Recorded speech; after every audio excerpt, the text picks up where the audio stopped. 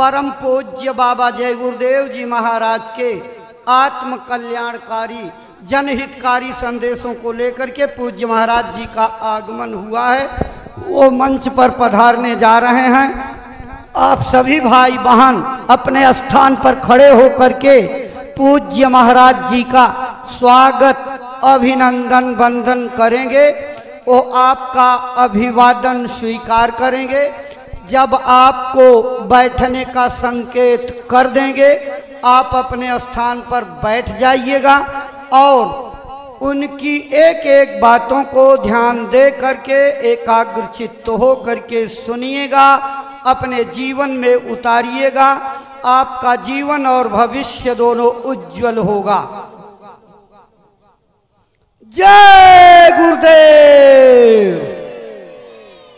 अपने गुरु महाराज के पावन चरण कमलों में श्रद्धा सुमन अर्पित करके दया कृपा और संभाल की प्रार्थना करते पूज्य महाराज जी।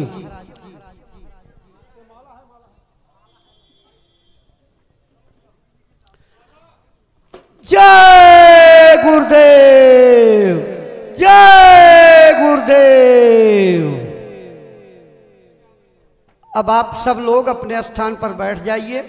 आपकी श्रद्धा भावनाओं को इकट्ठा करके यहाँ के प्रमुख जी और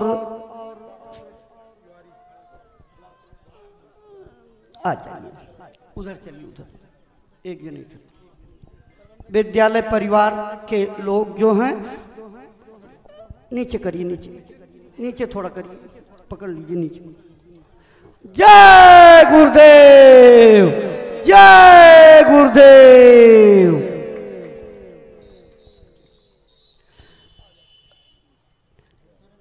प्रेमी भाई बहनों, स्वागत के इसी कार्यक्रम के बाद पूज्य महाराज जी के पावन चरण कमलों में श्रद्धा से आदर पूर्वक प्रार्थना करते हैं कि वह गुरु महाराज का जो संदेश मथुरा आश्रम से लेकर के चले हैं अपनी अमर वाणी से प्रेमी भाई बहनों को सुनाने समझाने की कृपा करें, ताकि आपकी अमर वाणी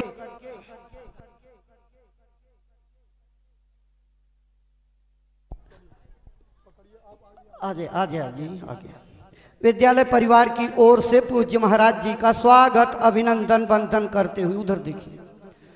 जय गुरुदेव।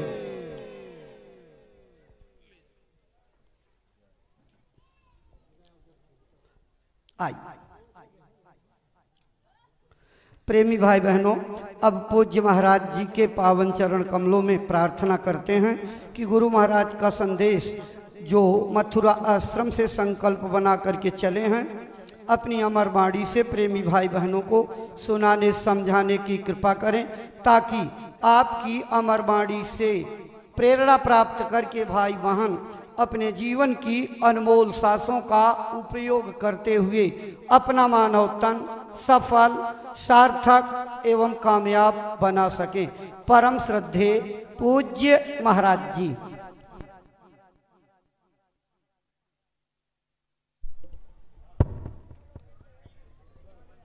आप सभी लोग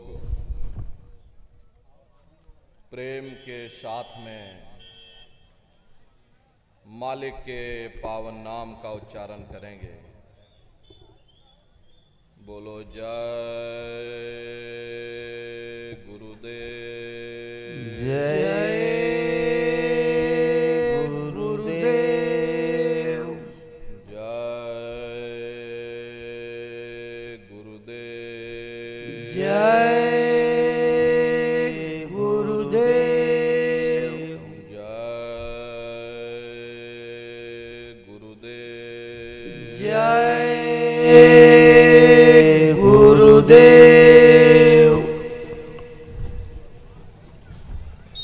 सर्वत्र विराजमान शब्द स्वरूप परम पूज्य स्वामी जी महाराज के श्री चरणों में कोटि कोटि नमन प्रणाम करते हुए इस सत्संग समारोह में पधारे हुए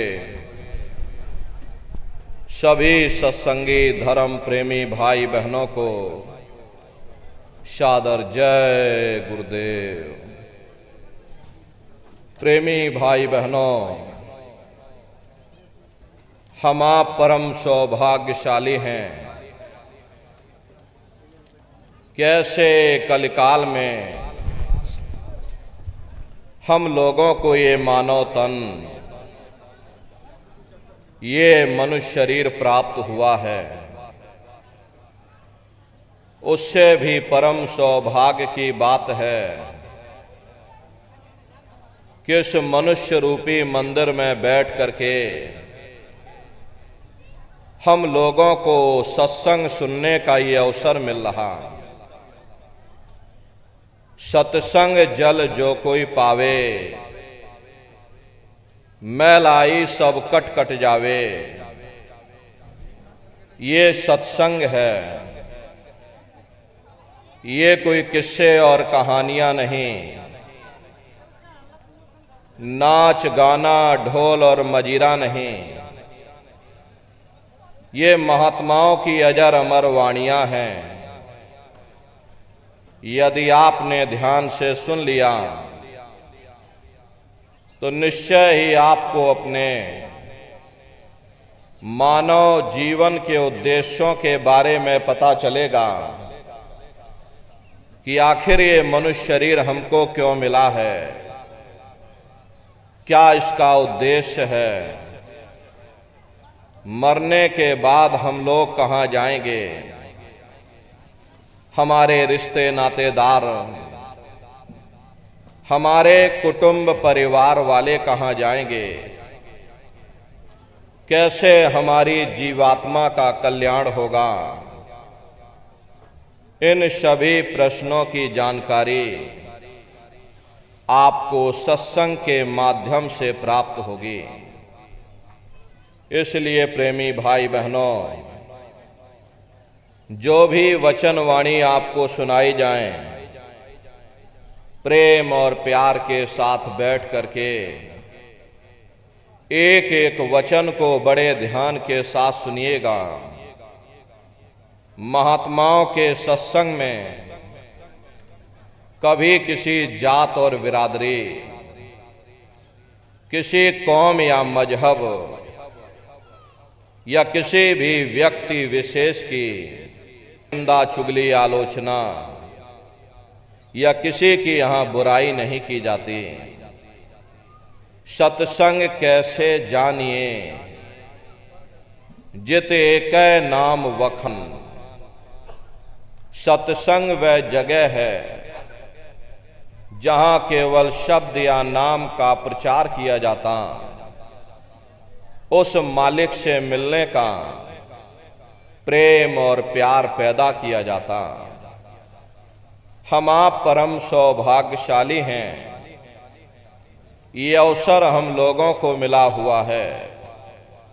जो भी थोड़े बहुत वचन आपको सुनाए जाएं, बड़े ध्यान से एक एक वचन को आप लोग सुनिएगा और समझने की कोशिश करिएगा। हम भी ये प्रयास करेंगे ये आपको सरल से सरल भाषा में आप सभी को समझाया जा सके। प्रेमी भाई बहनों, यह मनुष्य शरीर हम लोगों को बड़े सौभाग्य से प्राप्त हुआ है। ये जीवन बहुत अनमोल है। उस परम पिता परमात्मा ने हमको यह जीवन केवल इसीलिए दिया है ताकि हम जीते जी उस प्रभु की भक्ति करके अपनी जीवात्मा का कल्याण करा सकें। ये 5 तत्वों का पुतला, ये पंच भौतिक शरीर हम लोगों को एक निश्चित समय के लिए मिला हुआ। एक निश्चित समय को हम आप नहीं जानते हैं, किंतु जिसका ये मकान है, जिसका ये शरीर है, वो अवश्य ही जानता है और समय पूरा हो जाने पर मकान मालिक जबरदस्ती इस मकान को खाली करवा देगा। उस समय न जमीन जायदाद काम आएगी, ना ये धन और संपत्ति काम आएगी। जीवात्मा को निकाल करके इस शरीर से बाहर कर दिया जाएगा। ये शरीर हमारा आपका यहीं जमीन पर धड़ाम से गिर पड़ेगा, क्योंकि जीवात्मा के निकल जाने के बाद में ये शरीर सिर्फ एक माटी का पुतला है, उससे ज्यादा कुछ भी नहीं। आप इस मिट्टी के पुतले को ले जाकर शमशान भूमि पर जला करके राख कर दोगे। हमारा आपका नाम, हमारी आपकी जात और बिरादरी उसी शमशान भूमि पर जल करके राख हो जाएगी। प्रेमी भाई बहनों, इस दुनिया में हित मित भाई बंधु, रिश्ते नातेदार, कुटुंब परिवार वाले, इनमें से कोई भी चीज तुम्हारी जीवात्मा को इस अधोगति से बचा नहीं सकती। हम कौन हैं, हम कहां से आए हैं, हमें जाना कहां है, ये मानव मात्र के लिए एक कठिन प्रश्न बना हुआ है। इस प्रश्न का हल तब तक नहीं होगा जब तक इस धराधाम पर कोई संत महात्मा फकीर न मिल जाएं। इसीलिए वह मालिक अति दया और कृपा करके संतों महात्माओं को धरती पर भेजते हैं और संत महात्मा फकीर यहां पर आकर के हम जीवों को समझाने की कोशिश करते हैं कि भाई हम आए वही देश से जहां तुम्हारो धाम, तुम सबको घर पहुंचावना एक हमारो काम। हम उसी देश से आए हैं जिस देश के तुम रहने वाले हो, परंतु तुम अपने सच्चे देश को छोड़ करके इस झूठे काल और माया के देश में फंस गए। यह देश तुम्हारा देश नहीं, तुम्हारा देश सचखंड है। ये कौम तुम्हारी कौम नहीं, तुम्हारी कौम सतनाम है।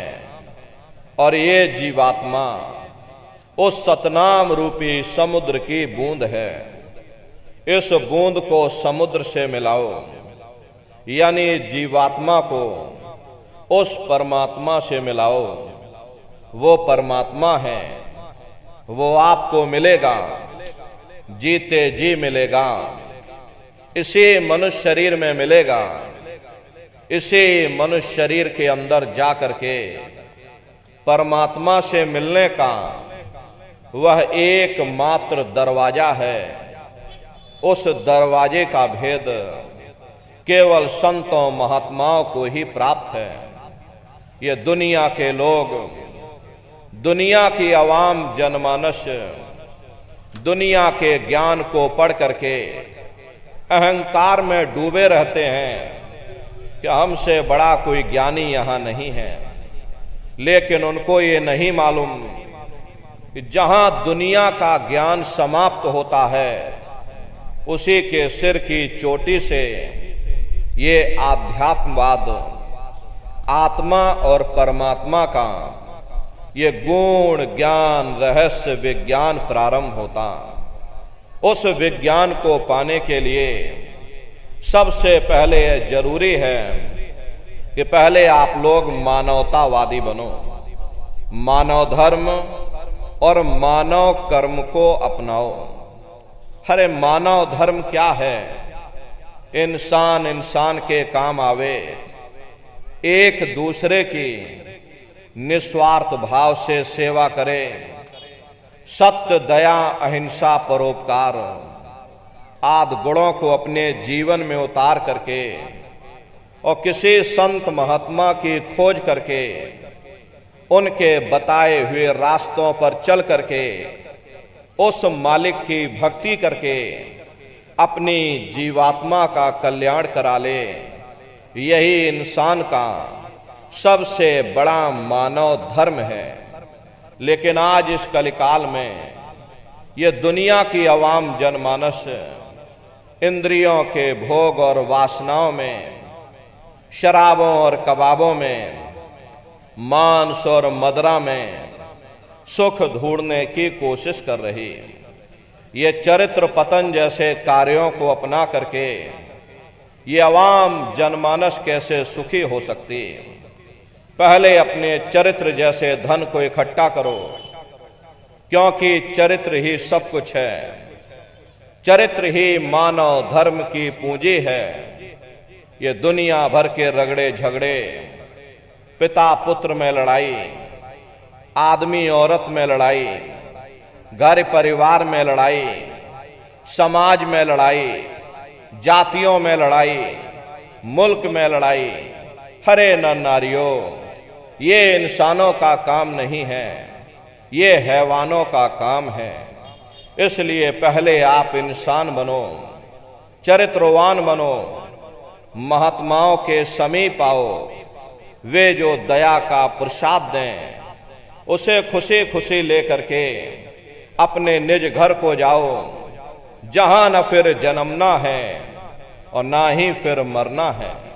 इसीलिए हमारे गुरु महाराज परम संत बाबा जय गुरुदेव जी महाराज ने आवाम जनमानस के बीच में ये आवाज लगाई है कि इंसानों, तुम अपने मानव धर्म के रास्ते पर वापस आ जाओ और इस मानव मंदिर में बैठ करके भगवान का सच्चा भजन करो, जिससे तुम्हारी ये जीवात्मा नरकों में जाने से बच जाए। अरे हम माने ना माने, लेकिन संत महात्मा त्रिकालदर्शी होते हैं, वे सब कुछ जानते हैं।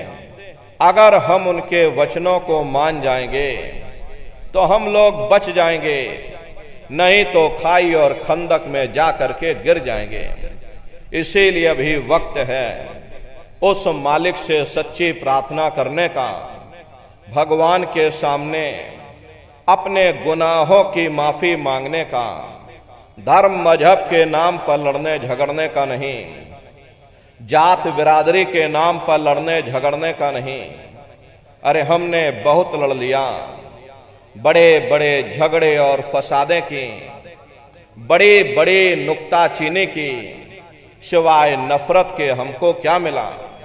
नफरत की ऐसी ज्वाला जली जिसमें घर जल गया, परिवार जल गया, समाज जल गई, जातियां जल गईं और सारा देश जल उठा। इसीलिए सारी मानवता बहुत थक गई। हर कोई ऐसी छांव चाहता है जहां उसे ठंडक मिले, शांति और सुकून मिले, और ये सब वहीं मिल सकते हैं जहां शांत के संदेश होते हैं, सुकून के संदेश होते हैं, मानव धर्म और मानव कर्म के संदेश होते हैं। और ये संदेश केवल संत महात्मा फकीर देते हैं, जो समदर्शी होते हैं, जो समस्त जीवों के अंदर उस प्रभु के अंश को देखते हैं। ऐसे समदर्शी उन महात्माओं की खोज करो। ये मत देखना कि महात्मा किस जाति के हैं, महात्मा किस बिरादरी के हैं।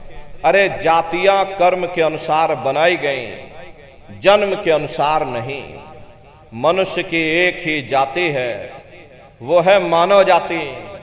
और इसी मानव जामे में बैठ करके हमें उस मालिक की भक्ति करनी है। प्रेमी भाई बहनों, सुपच जाति के भंगी थे। रैदास जी महाराज जाति के हरजन थे और मीराबाई जाति की छत्राणी थी। अगर वे सब उस मालिक को प्राप्त कर सकते हैं तो आप भी उस मालिक को प्राप्त कर सकते हो। लेकिन बगैर महात्माओं के, बगैर गुरु के कोई भी जीव इस संसार समुद्र से ना कोई पार हुआ और ना ही कोई हो सकता। ये समुद्र ऐसा है जिसके ना इस किनारे का पता ना उस किनारे का पता, कोई नहीं जान सकता है ये दुनिया कब बनी, कितनी बार प्रलय और महाप्रलय हो गई। लेकिन इतना जरूर मालूम है कि जिस दिन से दुनिया बनी है हम लोग यहीं पर भटका खा रहे। अगर इधर से हवा चली, नैया हमारी उधर चली गई और कहीं उधर से हवा चल गई, हमारी नैया डगमगाते हुए इधर चली गई। न जाने कितने युग और कल्प बीत गए, लेकिन हमारे ये जीवन की नैया आज तक इस भव सागर से किनारे नहीं लगी। इसलिए नर नारियों, सौभाग्य से वक्त का इतना बड़ा वरदान आपको मिला, ये मानव तन आपको मिल गया। न जाने किस महात्मा की दया हो गई, न जाने कौन से जन्म जन्मांतरों के शुभ पुण्य कर्म उदय हो गए जो आपको ये मनुष्य शरीर मिल गया।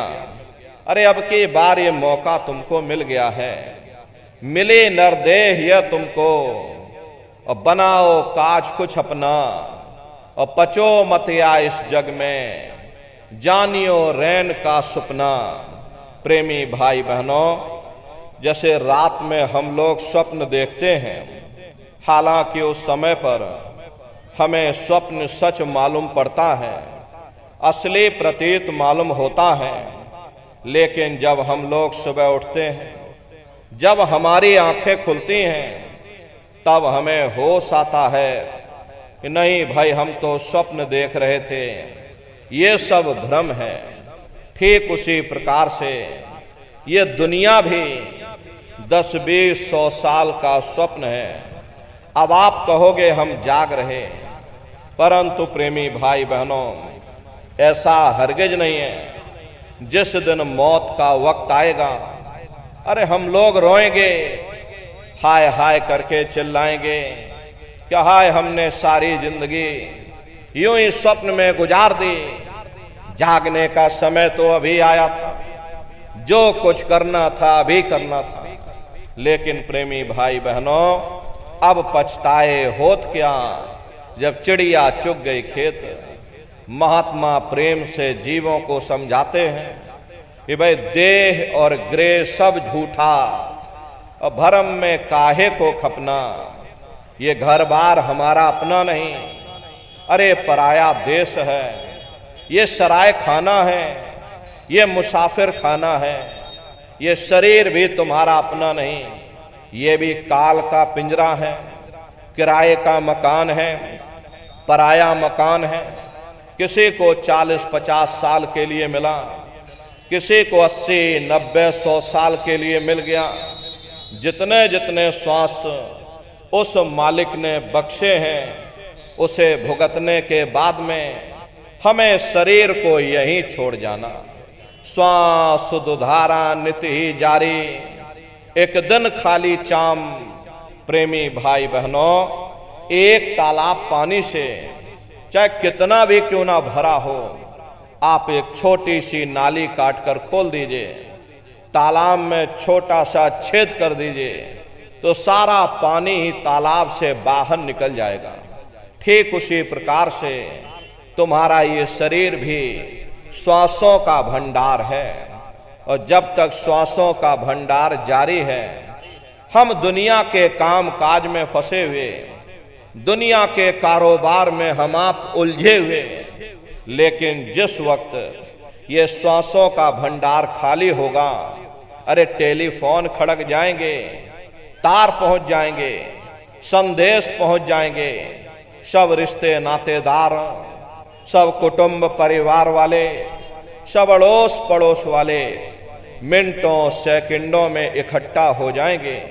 प्रेमी भाई बहनों, जिस शरीर से तुम इतना प्रेम किया करते थे, साबुन से मल मल करके नहाते थे, उसे कोई एक रात भी घर में रखने को तैयार नहीं होता।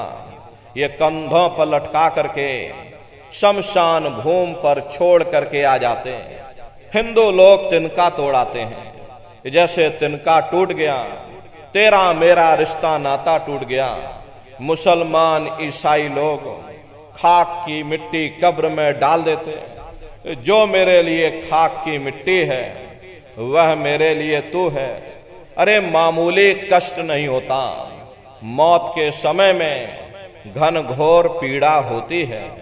जनमत मरत दुसह दुख हुई, सहजो बाई ने बयान किया है कि सहजो मौतें आईयां और अंग अंग दिया तोड़, और हिया जरे छाती फटे उठे पीर घन घोर। गुरु महाराज सत्संग में फरमाते थे कि जैसे 1,00,000 बिच्छू एक साथ मिल करके हमारे शरीर पर डंक मारें, उससे भी लाखों करोड़ों गुना ज्यादा मौत के समय में दर्द होता है। प्रेमी भाई बहनों, जब मृत्यु आती है तो किस तरह से प्राण निकलते हैं, प्राणों के निकलने की क्या प्रक्रिया होती है, पहले उसे आप अच्छी तरह से समझ लीजिए। सिमटत भास श्वास उठ जावे और प्राणपति जम सिमट समावे, उस समय हमारी ये श्वासें रुक जाती हैं, शरीर की चेतना नीचे से सिमटने लगती है, तो सबसे पहले गुदा चक्र टूटता है, क्योंकि गुदा चक्र में पृथ्वी का वास होता है। गुदा चक्र टूट करके ऊपर इंद्रिय चक्र में समा जाता, इंद्रिय चक्र में जल का वास होता, यानी जल ने पृथ्वी को घोल दिया। फिर जब इंद्रिय चक्र टूटेगा तो ऊपर नाभि चक्र में समा जाएगा, ये नाभि चक्र में अग्नि का वास होता, यानी अग्नि ने फिर जल को सुखा दिया। ये नीचे से सिमटाव होता है, नीचे से ऊपर की ओर सिमटाव होता, पैरों के तलवे से लेकर के ये सिर की चोटी तक सिमटाव होता है। फिर जब ये नाभि चक्र टूटेगा तो ऊपर हृदय चक्र में समा जाएगा, हृदय चक्र में वायु का वास होता, यानी वायु ने अग्नि को अपने में समाहित कर लिया, और इस तरह से वायु ऊपर आकाश में उड़ गई। ये आंखों की पुतलियां ऊपर पलट जाती हैं, मुंह खुला का खुला रह जाता। अरे महात्मा समझाते हैं कि भाई जब यह कर्म कला उपजावे, बुद्धि सुरत की आन दबावे, जब यह जीवात्मा पांचों तत्वों को लांग करके जल पृथ्वी अग्नि वायु आकाश पांचों तत्वों को लांग करके ऊपर आती है, तो काल दाढ़ में आन दवानी, जब डर के नैनन से पानी। जब काल अपनी दाढ़ में दबाता है उस समय नेत्रों से पानी निकलता, इंद्रियां टूट टूट करके चकनाचूर हो जाती, सब नात रिश्तेदार खड़े रह जाएंगे। अरे लगे टकटकी दिखे न भाई, वाह समय को करे सहाई। उस समय मरने वाला टकटकी लगाकर देखता है कि कोई मेरी मदद कर दे, कोई मेरी सहायता कर दे, कोई मुझे बचा ले। लेकिन प्रेमी भाई बहनों, सब नात रिश्तेदार खड़े रह जाते हैं, भाई बंधु सब देखते रह जाते, डॉक्टर वैद्य हकीम सब आपको घेरे रह जाते, लेकिन उस समय आपको कोई बचा नहीं पाता। जम के दूत घेर चौफेरा और निक्षय प्राण छोड़ के डेरा। यमदूत आते हैं, प्राणों की डोरी को तोड़ देते और जीवात्मा को खींच करके इस शरीर से बाहर कर दिया जाता। जैसे ही जीवात्मा शरीर से अलग हुई, ये शरीर हमारा मिट्टी हो जाता। अरे इस मिट्टी को ले जा करके तुम शमशान भूमि पर जला करके राख कर देते। हाड़ जले जैसे लाकड़ी, केस जले जैसे घास, और कंचन जैसी ये काया ढह गई और कोई ना वे पास। ये कहानी हमारी आपकी यहीं समाप्त हो गई। ये जात बिरादरी के रगड़े झगड़े, ये नाम, ये रुतवा, ये शानो शौकत, ये पद और प्रतिष्ठा, ये प्रधानी और ये कलेक्टरी, ये सब तुम्हारी यहीं समाप्त हो गई। लेकिन उधर देखो क्या होता, तुम्हारी जीवात्मा को ले जा करके ऊपर धर्मराज की कचहरी में पेश कर दिया जाता। वहां पलक झपकते ही तुम्हारे अच्छे और बुरे कर्मों का हिसाब किताब हो जाता। धर्मराज तुमको सजा सुना देते हैं, ले जाओ इनको फलाने नरक में डाल दो, क्योंकि मैंने इनको मौका दिया था जब ये माँ के गर्भ में उल्टे लटके हुए थे, सिर इनका जब नीचे था, पैर जब इनके ऊपर थे, माँ के गर्भ में जब ये उल्टे लटके हुए थे, जठराग्नि में जब ये तप रहे थे, उस समय इन्होंने मुझसे प्रार्थना की थी कि हे मालिक, अब प्रभु कृपा करो वे भांति और सब तज भजन करे दिन राति, कि हे परमात्मा, इस बार हमको मौका दे दो, हमको मनुष्य शरीर दे दो, हम भजन करेंगे, भक्ति करेंगे, हम अपनी जीवात्मा का कल्याण करेंगे। तो मैंने इनकी प्रार्थना को स्वीकार कर लिया और इनको मैंने सुंदर सा ये मनुष्य शरीर दे दिया और कह करके मैंने भेजा था कि भाई ये मनुष्य शरीर ये किराए का मकान है, ये तुम्हारा अपना नहीं है। अगर ये तुम्हारा अपना होता तो हमेशा तुम्हारे पास रहता। ये तुम्हारा अपना नहीं, ये मैंने तुमको कुछ समय के लिए किराए का ये मकान दिया है। हाँ, तुम अपनी जीवात्मा को मेरे किराए के मकान में बैठा करके मालिक की भक्ति करके समय रहते अपनी जीवात्मा को जगा लेना, अपनी जीवात्मा का कल्याण करा लेना। मैंने कुछ समय के लिए तुम सबको ये किराए का मकान दिया है और जब समय पूरा होगा तो मैं अपने सिपाहियों को ऊपर से भेजूंगा और उस समय पर तुम मेरे किराए के मकान को खाली कर देना। लेकिन इतना ध्यान रखना, जैसा साफ सुथरा मैंने तुमको ये किराए का मकान दिया है, वैसा ही साफ सुथरा तुम मुझको वापस लौटाना। लेकिन इस किराए के मकान में बैठ करके इन्होंने बुरे खोटे पाप कर्म कर डाले। मेरे किराए के मकान को इन्होंने अपने कर्मों से गंदा कर दिया, इसलिए कर्मों की सजा इनको मिलेगी। ले जाओ इनको फलाने नरक में डाल दो। अरे महात्मा कभी झूठ नहीं बोलते।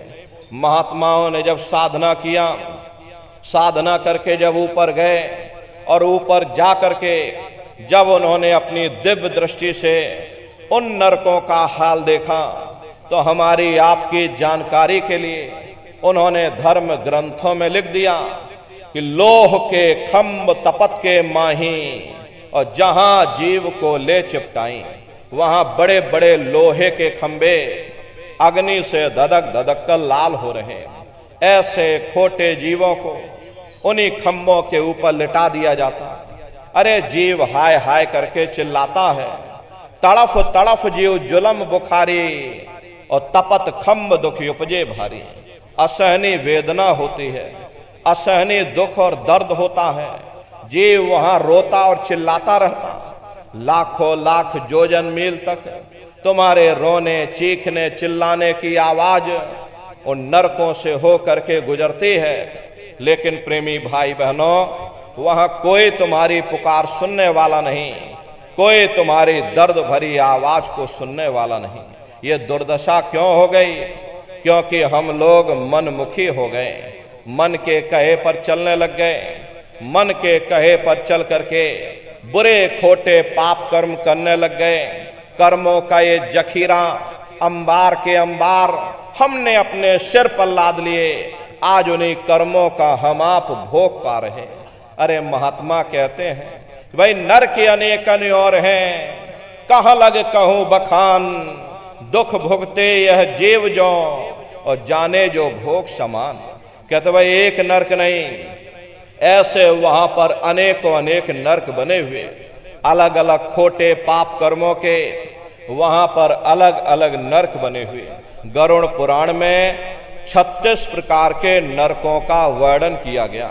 कुंभी नरक निदान्य है, पड़े जीव जग जाए, सिर समेत डूबा रहे और सदा नरक के माही। कुंभी कहते हैं घड़े के आकार का बड़ा विशाल नरक वहां बना, दुनिया भर का मवाद उसमें भरा, बड़ी भारी बदबू उसमें से आती, जीवों को ले जाकर उसी में डाल दिया जाता। कुंभी नरक कल्प लो वासा, मुख में नरक नाक में श्वासा।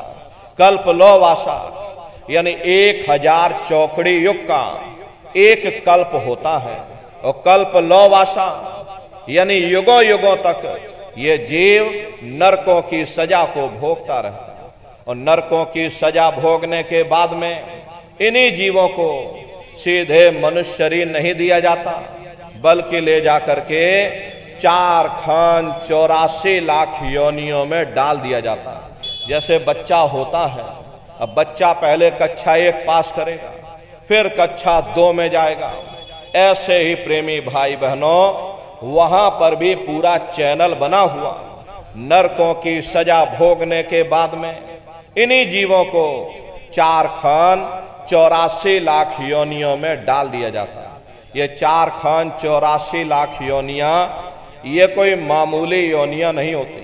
4 खान का मतलब होता है अंडज, पिंडज, उपमज, स्थावर, ये 4 खाने होती हैं। पहली श्रेणी तो इन पेड़ पौधों की आती है जिनके अंदर पानी का तत्व मौजूद होता है। कभी ये भी मनुष्य हुआ करते थे, लेकिन आज अपने कर्मों का ये भोग पा रहे एक जगह पर बेचारे पेड़ बनके खड़े हुए। दूसरी श्रेणी कीड़े मकोड़ों की आती है जिनके अंदर पृथ्वी और अग्नि का तत्व मौजूद होता है। तीसरी श्रेणी पंछियों की आती है। चौथी चौपाए जानवरों की आती है।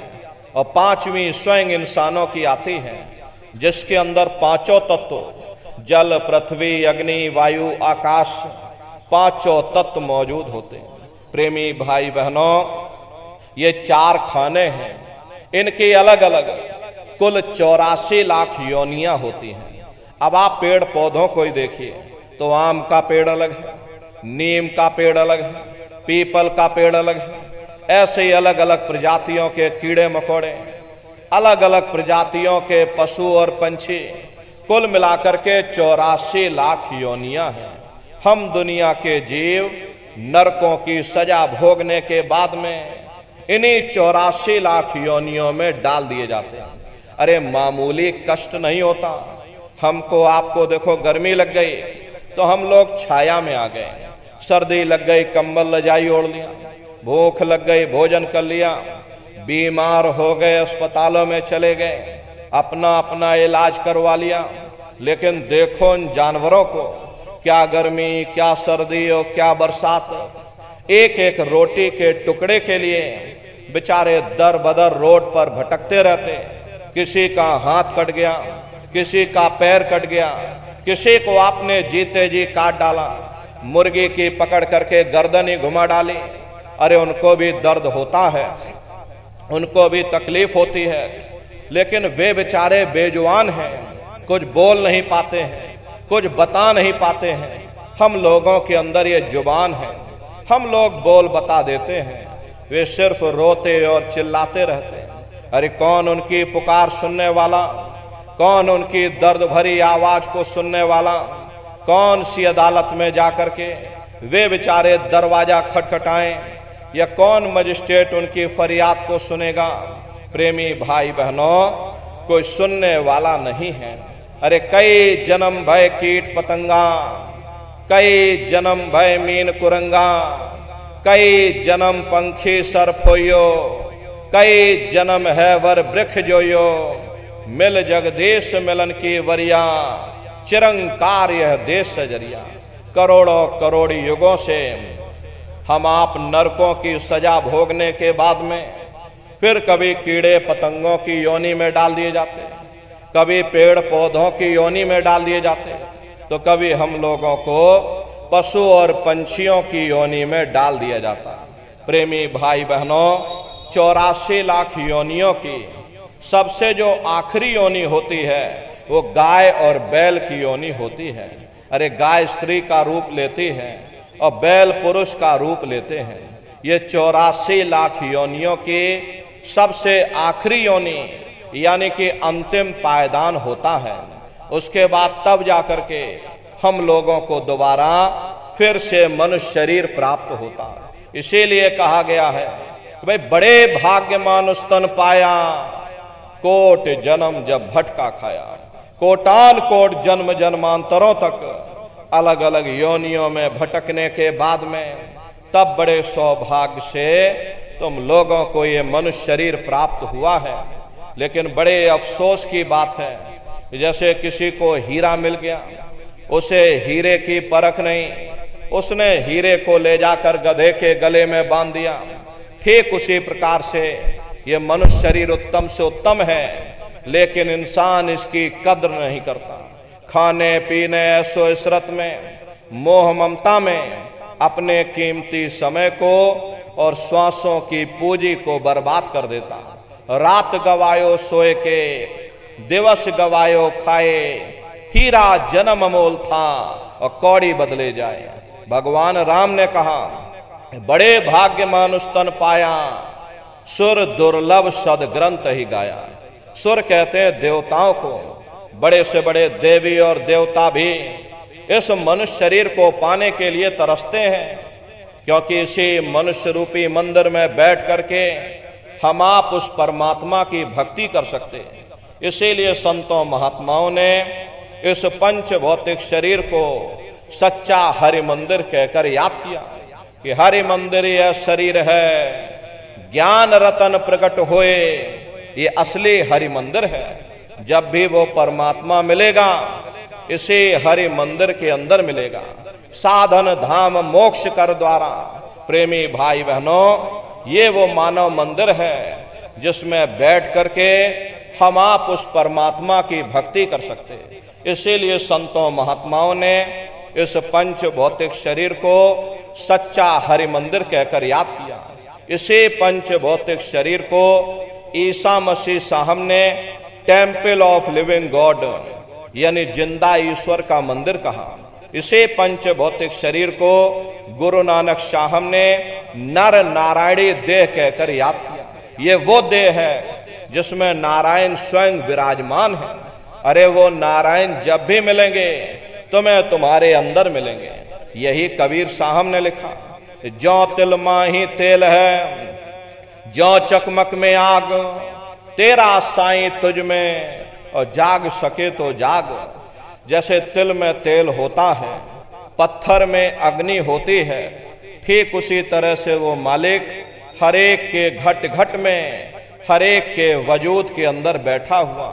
यही महात्माओं ने कहा कि कस्तूरी कुंडल बसे, मृग धूड़े बन माही, ऐसे घट घट राम हैं दुनिया देखे नाही।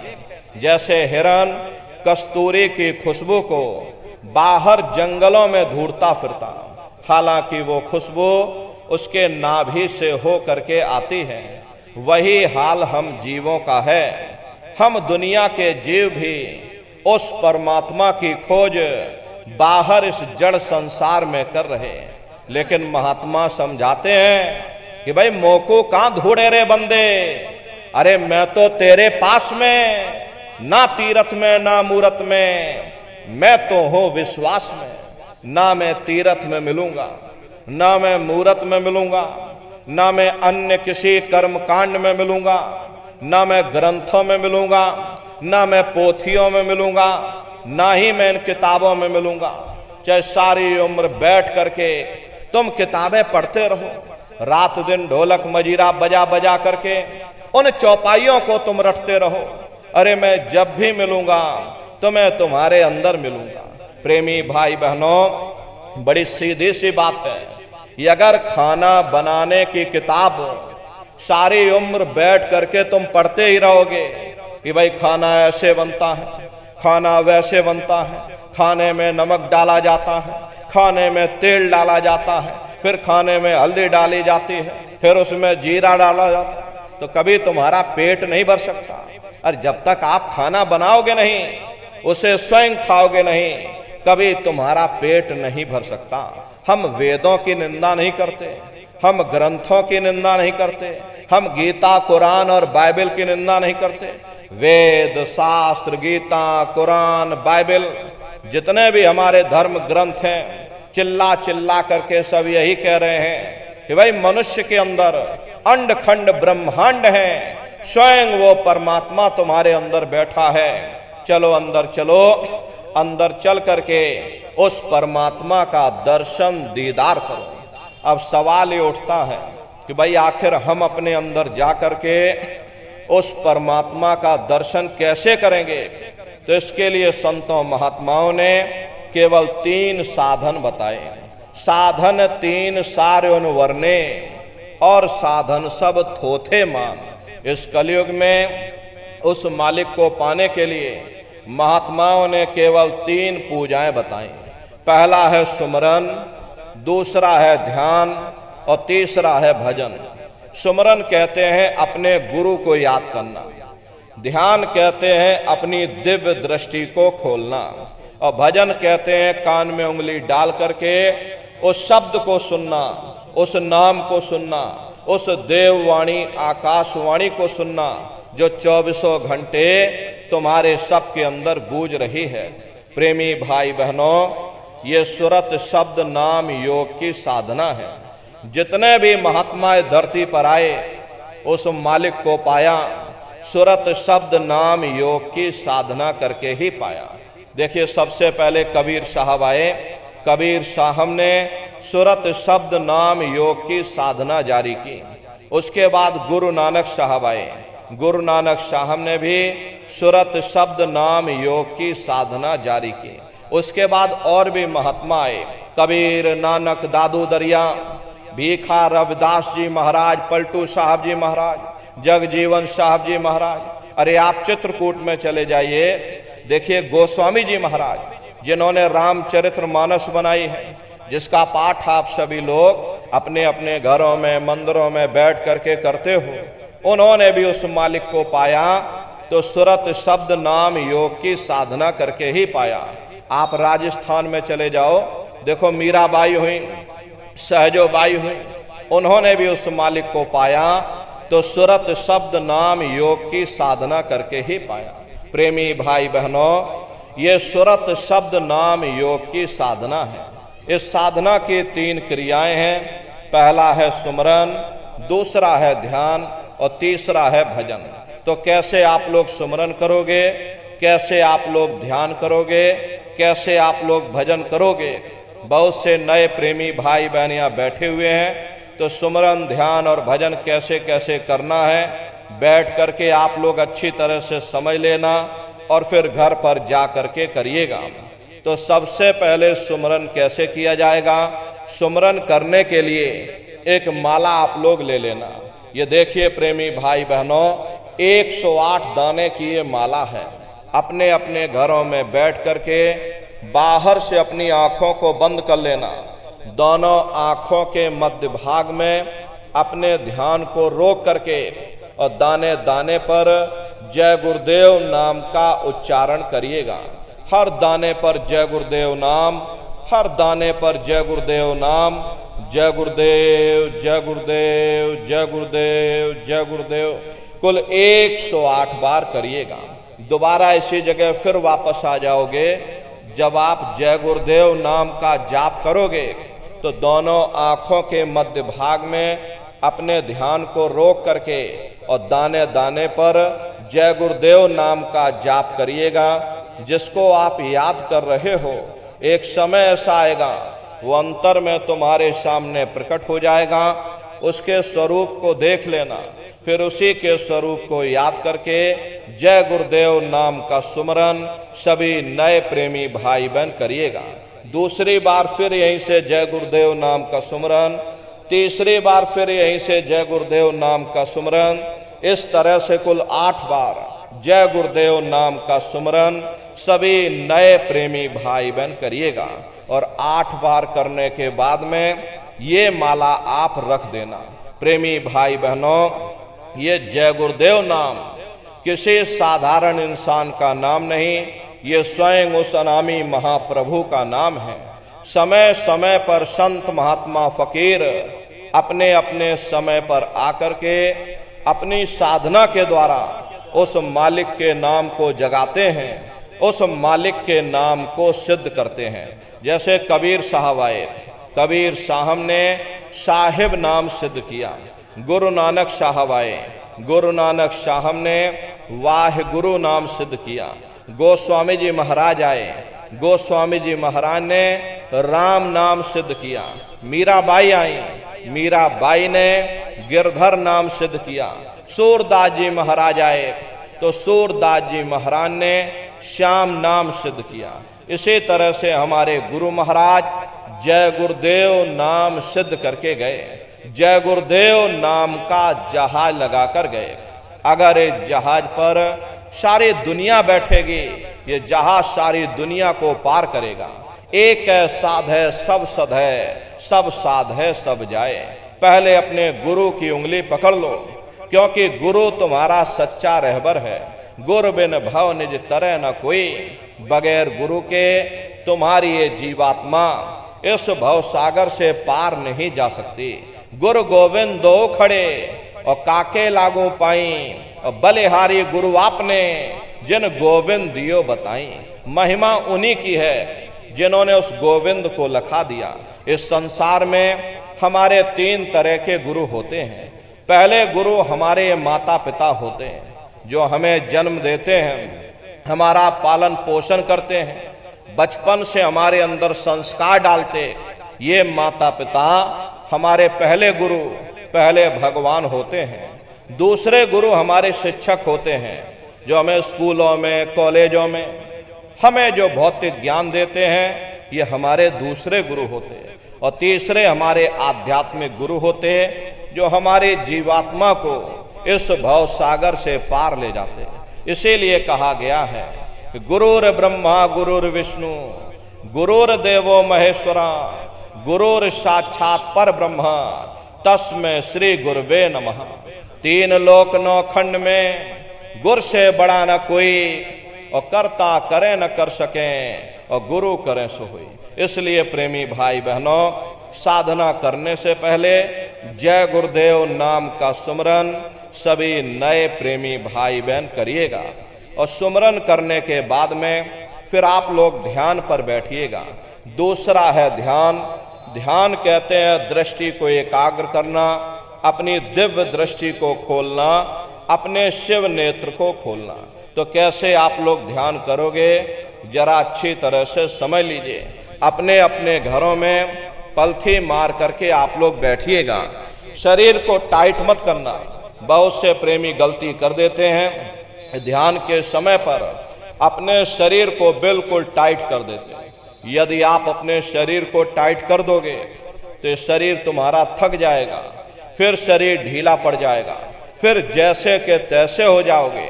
इसलिए पहले से ही अपने शरीर को बिल्कुल ढीला छोड़ देना। जितना आराम से आप बैठोगे उतना आपके लिए अच्छा रहेगा। तो अपने अपने घरों में पलथी मार करके ढीले बदन से आराम से बैठ जाना। बाहर से अपनी आंखों को बंद कर लेना और दोनों आंखों के मध्य भाग में दूर सामने देखिएगा। सामने आपको अंधेरा दिखाई पड़ेगा। जब आप अपने बाहर की आंखें और अंतर में सामने देखोगे तो सामने आपको अंधेरा दिखाई देगा। बस उसी अंधेरे में एक जगह पर आप अपनी दृष्टि को रोकिएगा। होशियारी यही रहे, ये आंखों की पुतलियां हिलने न पाए। शुरुआती समय में ये आंखों की पुतलियां अंदर अंदर हिलेंगी, लेकिन जब आप रोज रोज अभ्यास करोगे, करत करत अभ्यास ते जड़मत होत सुजान, जब रोज रोज अभ्यास करोगे तो आंखों की पुतलियां हिलना बंद हो जाएंगी। तो दूर सामने अंधेरे में एक जगह पर आप अपनी दृष्टि को रोकिएगा। उस समय किसी के बारे में सोचना नहीं, किसी के बारे में विचार मत करिएगा। शरीर को बिल्कुल हिलाना नहीं, शून्य हो करके, शांत चित्त हो करके, निर्विचार हो करके बस सामने उस अंधेरे को लगातार देखते रहो। जितना देर आपसे बन सके आप उस अंधेरे को लगातार देखते रहिएगा। देखते देखते देखते देखते एक समय ऐसा आएगा कि आपकी ये दृष्टि उस अंधेरे में रुक जाएगी। और जैसे ही आपकी दृष्टि अंधेरे में रुकेगी तो सुई की नोक के बराबर काले में भी काला बिंदु, बड़ा चमकीला बिंदु होगा, तारे की तरह चम चम चम चम चमकेगा। वो चमकता हुआ तारे जैसा बिंदु आपको सामने दिखाई पड़ेगा। और जब वो चमकता हुआ बिंदु सामने दिखाई पड़ जाए तो आप अपनी दृष्टि को उस बिंदु पर एकाग्र कर देना। वही बिंदु दरवाजा है, वही बिंदु खिड़की है, उसी को हरि का द्वार यानी कि हरिद्वार कहा गया। बहुत विशाल वो दरवाजा है। ये संसार कुछ नहीं है। ऐसे तुम लाखों संसार इकट्ठे करके एक साथ दरवाजे के अंदर डाल दो, पता तक नहीं चलेगा। इतना विशाल वो हरि का द्वार तुम्हारे सब के अंदर बना हुआ है।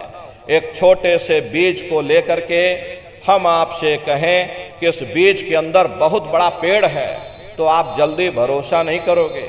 लेकिन उस छोटे से बीज को जब आप जमीन में गाड़ दोगे, थोड़ा खाद पानी दोगे, वो बीज अंकुरित तो हो जाएगा। उसमें से विशाल लताएं भी निकलेंगी, विशाल वृक्ष का रूप भी लेगा, उसमें से फल और फूल भी निकलेंगे। इसी तरह से आप सभी के अंदर सुई की नोक के बराबर तारे की तरह चमकता हुआ छोटे से छोटा बिंदु है। उस बिंदु के अंदर बड़े बड़े ब्रह्मांड बसे हुए हैं। वो तारे जैसा चमकता हुआ बिंदु आपको सामने दिखाई पड़ेगा। और जब वो बिंदु सामने दिखाई पड़ जाए, तब आप अपनी दृष्टि को उस बिंदु पर एकाग्र कर देना। जब आप अपनी दृष्टि उस बिंदु पर एकाग्र कर दोगे, तो वही बिंदु दरवाजा है। वो दरवाजा खुल जाएगा, ये शिव नेत्र खुल जाएगा, ये दिव्य दृष्टि आपकी खुल जाएगी और आप दरवाजे के अंदर दाखिल हो जाओगे। एक बार प्रेमी भाई बहनों, ये दिव्य दृष्टि खुल जाए, फिर क्या भूत, क्या भविष्य, क्या वर्तमान, कोई भेद आपसे गुप्त नहीं रहेगा। लाखों वर्ष पहले क्या हुआ था, भविष्य में क्या होने वाला है, आप अपने अपने घरों में बैठ करके ध्यान लगा करके भूत भविष्य वर्तमान को देख सकते हो। तो यह है ध्यान करने का तरीका। एक बार फिर से आप लोग समझ लीजिए कैसे आपको ध्यान करना है। अपने अपने घरों में पलथी मार करके बैठ जाना, बाहर से अपनी आंखों को बंद कर लेना, दोनों आंखों के मध्य भाग में दूर सामने देखिएगा, सामने आपको अंधेरा दिखाई पड़ेगा। बस उसी अंधेरे में एक जगह पर आप अपनी दृष्टि को रोकिएगा या उस अंधेरे को लगातार देखते रहो। दृष्टि अपने आप अंधेरे में रुक जाएगी। उस समय किसी के बारे में सोचना नहीं, किसी के बारे में विचार मत करिएगा। शरीर को बिल्कुल हिलाना नहीं, मन को, बुद्धि को, चित्त को सामने उस अंधेरे में एकाग्र करके रखिएगा। उस अंधेरे को लगातार देखते रहना, दृष्टि अपने आप अंधेरे में रुक जाएगी। और जैसे ही आपकी दृष्टि अंधेरे में रुकेगी, तारे की तरह चमकता हुआ बिंदु आपको सामने अंधेरे में दिखाई पड़ेगा। और जब वो चमकता हुआ बिंदु सामने दिखाई पड़ जाए, तब आप अपनी दृष्टि को उस बिंदु पर एकाग्र कर देना। जब आप अपनी दृष्टि उस बिंदु पर एकाग्र कर दोगे, तो वो बिंदु फट जाएगा, वो दरवाजा खुल जाएगा, ये शिव नेत्र खुल जाएगा, ये दिव्य दृष्टि आपकी खुल जाएगी और आप दरवाजे के अंदर दाखिल हो जाओगे। तो प्रेमी भाई बहनों, ये है ध्यान करने का तरीका। और तीसरा है भजन। गाने बजाने का नाम भजन नहीं है। ये नाच गाना, ढोल मजीरा, अरे इसका नाम भजन नहीं है। भजन कहते हो उस शब्द को सुनना, उस नाम को सुनना, उस देववाणी आकाशवाणी को सुनना जो 24 घंटे तुम्हारे सब के अंदर गूंज रही है। तो कैसे भजन करोगे, जरा अच्छी तरह से समझ लीजिए। ये दोनों उंगली कानों में डाल करके ये कानों को बंद कर लेना। कान इसीलिए बंद किए जाते हैं ताकि बाहर की कोई आवाज हमको सुनाई न पड़े। अपनी सुविधा से बैठिएगा। कुर्सी पर चाहे कुर्सी पर बैठ जाओ, सोफे पर चाहे सोफे पर बैठ जाना, या कोई तकिया इस तरह से रख लेना और दोनों कोहनी यहाँ रख करके दोनों उंगली कानों में डाल करके ये कानों को बंद कर लेना। बहुत सी हमारी माताएं बहनें हैं, बूढ़े बुजुर्ग हैं, अरे भाई आपके घुटनों में दर्द होता होगा या रीढ़ की हड्डी में दर्द होता होगा और आप बैठ करके भजन नहीं कर पाते हो, तो आप लेट करके भजन करिएगा। ऐसे सीधे लेट जाना, लेटे लेटे आंख और कान को बंद कर लेना। मतलब तो आंख और कान को बंद करना है, चाहे आप लेट करके करो, चाहे आप बैठ करके करो। यही कहा गया कि भाई आंख कान मुख बंद कराओ, अनहद झिंगा शब्द सुनाओ। यानी पहले अपनी आंख को बंद करो, अपने मुख को बंद करो, दोनों उंगली कानों में डाल करके ये कानों को बंद कर लो और ऊंचे से ऊंचा ध्यान दे करके गौर से आवाज को सुनने की कोशिश करो। प्रेमी भाई बहनों, जब आप अपने कानों को बंद करके और अंतर में ध्यान दे करके गौर से सुनोगे तो आपको ऐसा अनुभव होगा कि कहीं सीटी जैसी आवाज हमारे कानों में बज रही। टी, इस तरह से सीटी जैसी आवाज शुरू में आप सभी को सुनाई पड़ेगी। शाम को अपने अपने घरों में जाकर बैठिएगा, ये कानों को जरा बंद कर लेना, अंतर में गौर से सुनिएगा तो सीटी जैसी आवाज आप सभी को सुनाई पड़ेगी। करना कुछ नहीं है, लेटे हो चाहे बैठे हो, बस आप उस आवाज को सुनते रहना और सुनते सुनते उसी में लीन हो जाओ। जब आप उसमें लीन हो जाओगे तो कुछ समय बाद में दोबारा आपको अनुभव होगा कि कहीं बड़ी दूर से एक महीन आवाज, घंटे और शंख की आवाज हमारे कानों में बज रही। जैसे मंदिरों में घंटियां बजती हैं, टन टन टन टन, तो बाहर तो आपने नकल किया। महात्माओं ने कहा था ये शरीर तुम्हारा सच्चा हरि मंदिर है, इसी हरि मंदिर के अंदर 24 घंटे वो घंटे और शंख की आवाज गूंज रही है। उसी घंटे शंख की आवाज को महात्माओं ने शब्द कहा। अरे आपकी धर्म पुस्तकों में लिखा है कि पोथी पढ़ पढ़ जग मुआ और पंडित भया न कोई, और 2.5 अक्षर प्रेम का और पढ़े सो पंडित हुई। दुनिया वाले कहते हैं कि 2.5 अक्षर का मतलब प्रेम है।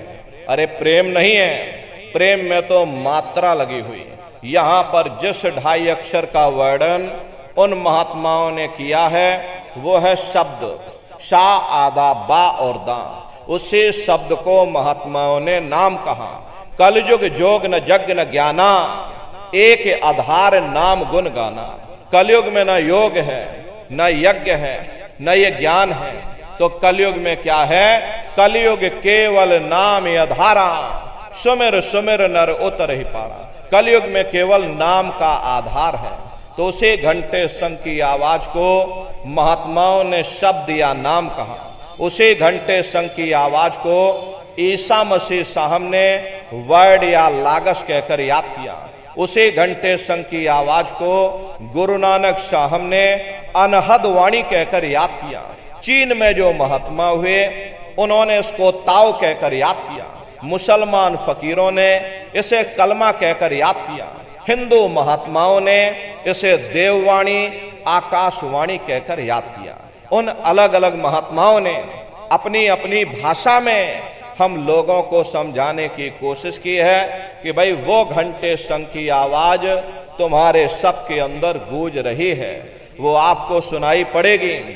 लेकिन शुरुआती समय में आपको ऐसा मालूम पड़ेगा कि कहीं बड़ी दूर पर घंटियां बज रही, टन टन टन टन, लेकिन सुनाई हरेक को पड़ेगी।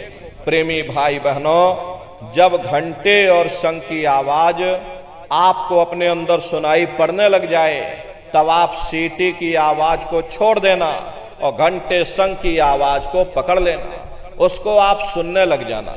जब आप उसको सुनने लग जाओगे तो वो आवाज धीरे धीरे बढ़ना शुरू होगी और बढ़ते बढ़ते इस कदर बढ़ेगी ये आपके रोम रोम में घंटे और शंख की आवाज गूंजने लग जाएगी। बड़ी घनघोर आवाज होगी, बड़ी मधुर वो आवाज होती है। ये दुनिया भर के गाने जो आप लोग बाहर सुनते हो, उस संगीत के सामने ये दुनिया के संगीत कुछ नहीं है। जब आप उस संगीत को सुनोगे इतना भारी आनंद आपके ऊपर छा जाएगा, इतनी खुशी आपको होगी, ऐसा नशा आपके ऊपर चढ़ जाएगा ये आप सारी दुनिया को भूल जाओगे। अरे शंकर भगवान को वही नशा चढ़ा था। शंकर भगवान कोई गांजा भांग नहीं पीते थे, ये तो हमने आपने शंकर भगवान को भी बदनाम कर दिया।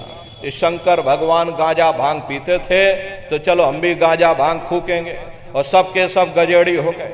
प्रेमी भाई बहनों, शंकर भगवान ने कभी गांजा भांग नहीं पिया।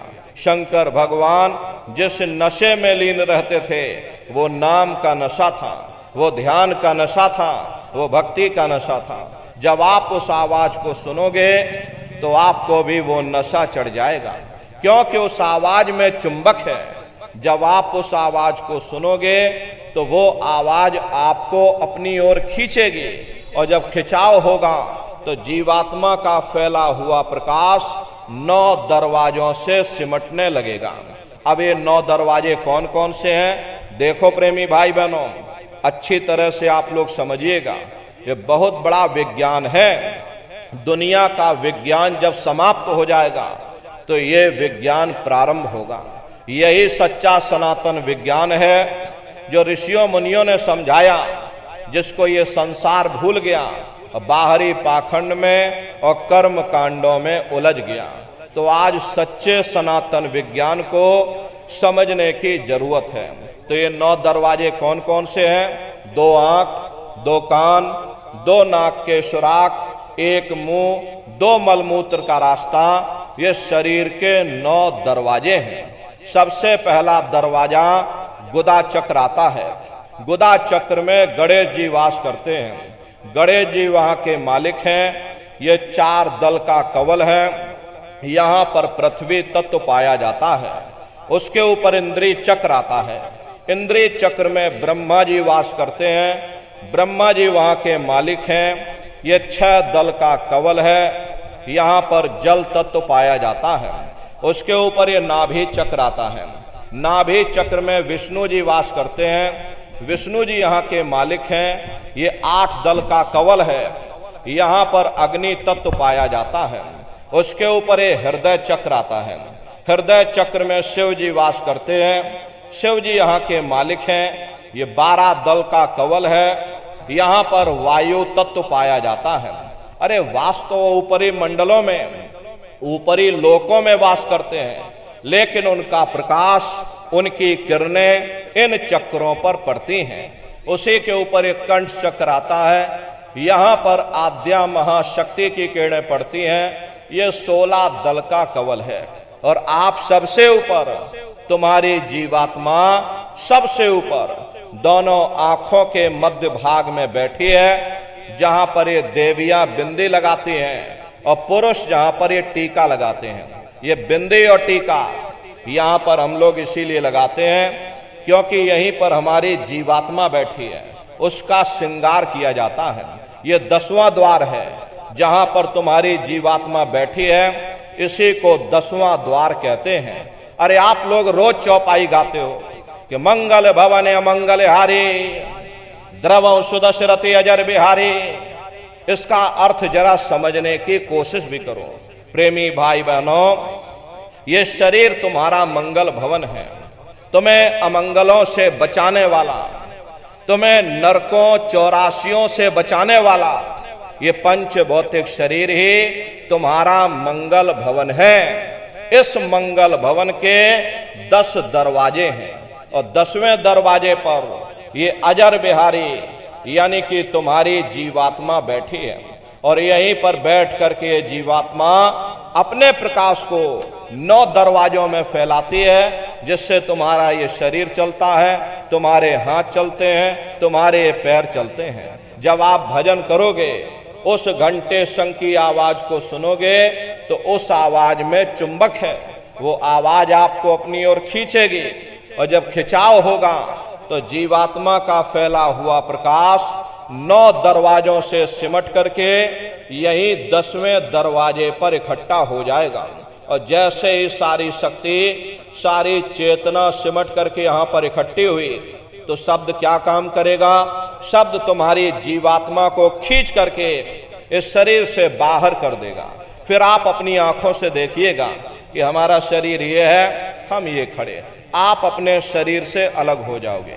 जैसे चिड़िया होती है, चिड़िया घोंसले से निकल करके आसमानों की उड़ान भरती है, शाम को फिर अपने घोंसले में आ जाती है।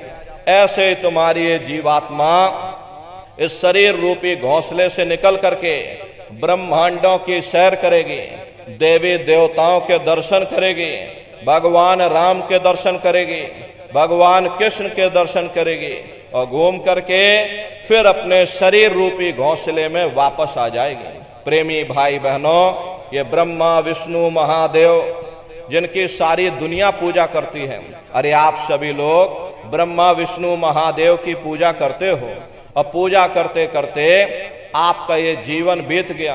अरे जिंदगी तुम्हारी बीत गई, लेकिन कभी तुमने ये विचार नहीं किया कि भाई जिनकी हम पूजा कर रहे, आखिर ये ब्रह्मा विष्णु महादेव कौन है, ये कहाँ पर रहते हैं, ये क्या काम करते हैं, अरे इनके माँ बाप कौन हैं, भगवान राम कौन है, भगवान कृष्ण कौन है, ईश्वर कौन है, ब्रह्म कौन है, पर ब्रह्म कौन है, ये कहाँ पर रहते हैं। तो जरा संक्षिप्त में आप समझिएगा, क्योंकि अगर हम इसका वर्णन करेंगे तो हमको लाखों वर्ष लग जाएंगे, एक लोक का वर्णन नहीं हो पाएगा।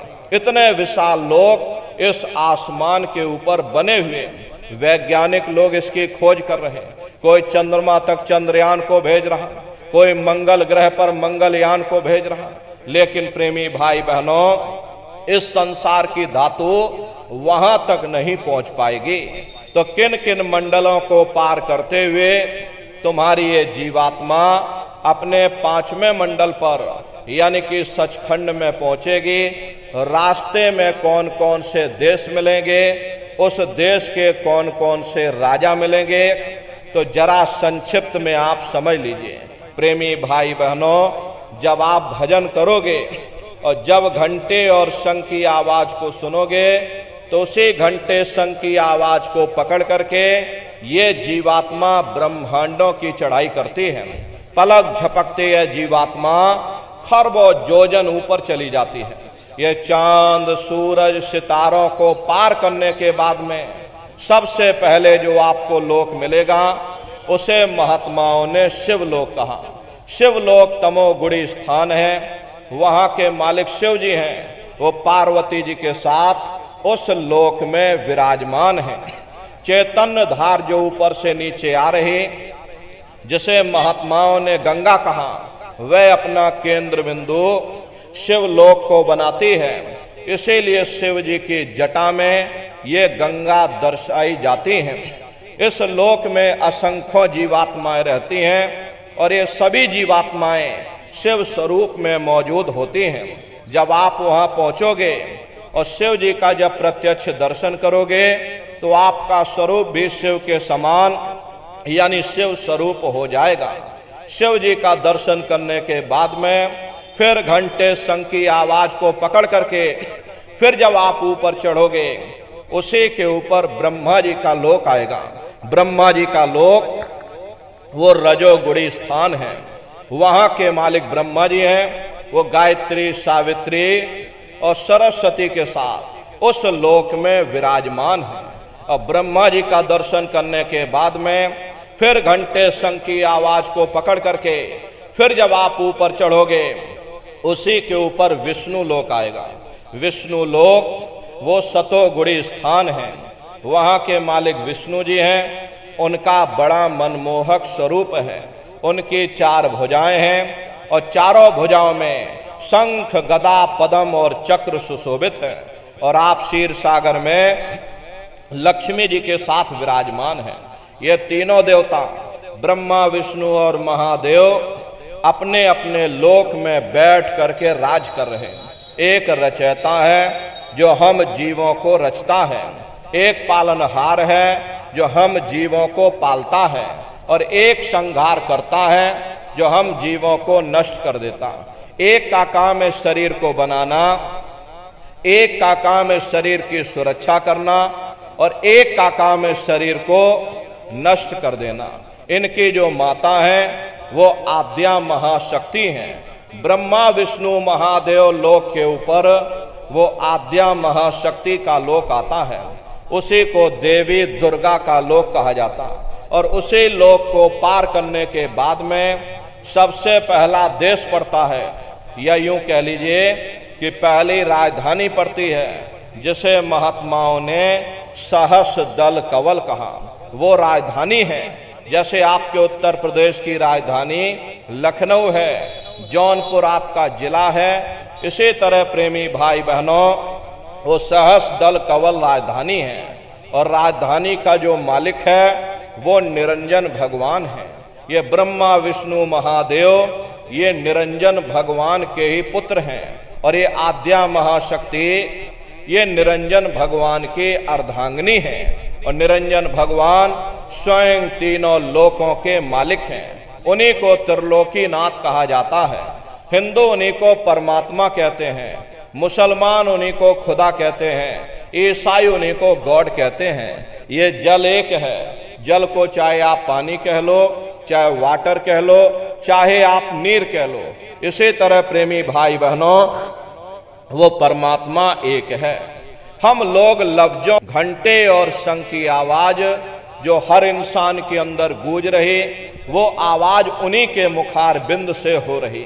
निरंजन भगवान का जो ज्योति स्वरूप है, हजार बाती की अखंड ज्योति वहां पर बराबर जल रही है। परम प्रकाश रूप दिन राती, नहीं कछु चाहिए दिया घृत बाती। अरे हम आप यहाँ मंदिरों में ज्योत जलाते हैं, ये तो हम आप उसकी नकल करते हैं। महात्माओं ने आपको चिन्ह बता दिया कि भाई उनका ऐसा स्वरूप है, तो हम लोग यहाँ पर नकल करने लगे।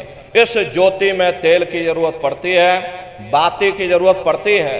अरे तेल बाती खत्म हो जाए, ज्योति तुम्हारी बुझ जाएगी। लेकिन वो अखंड ज्योति वहां पर ऐसी जल रही जिसमें ना तेल की जरूरत है और ना बाती की जरूरत है।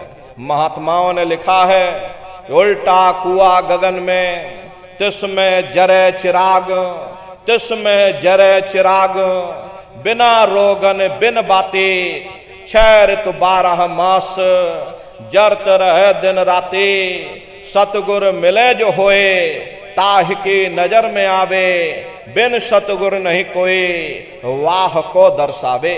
वो अखंड ज्योति ऐसी है जिससे पूरा ब्रह्मांड प्रकाशवान हो रहा।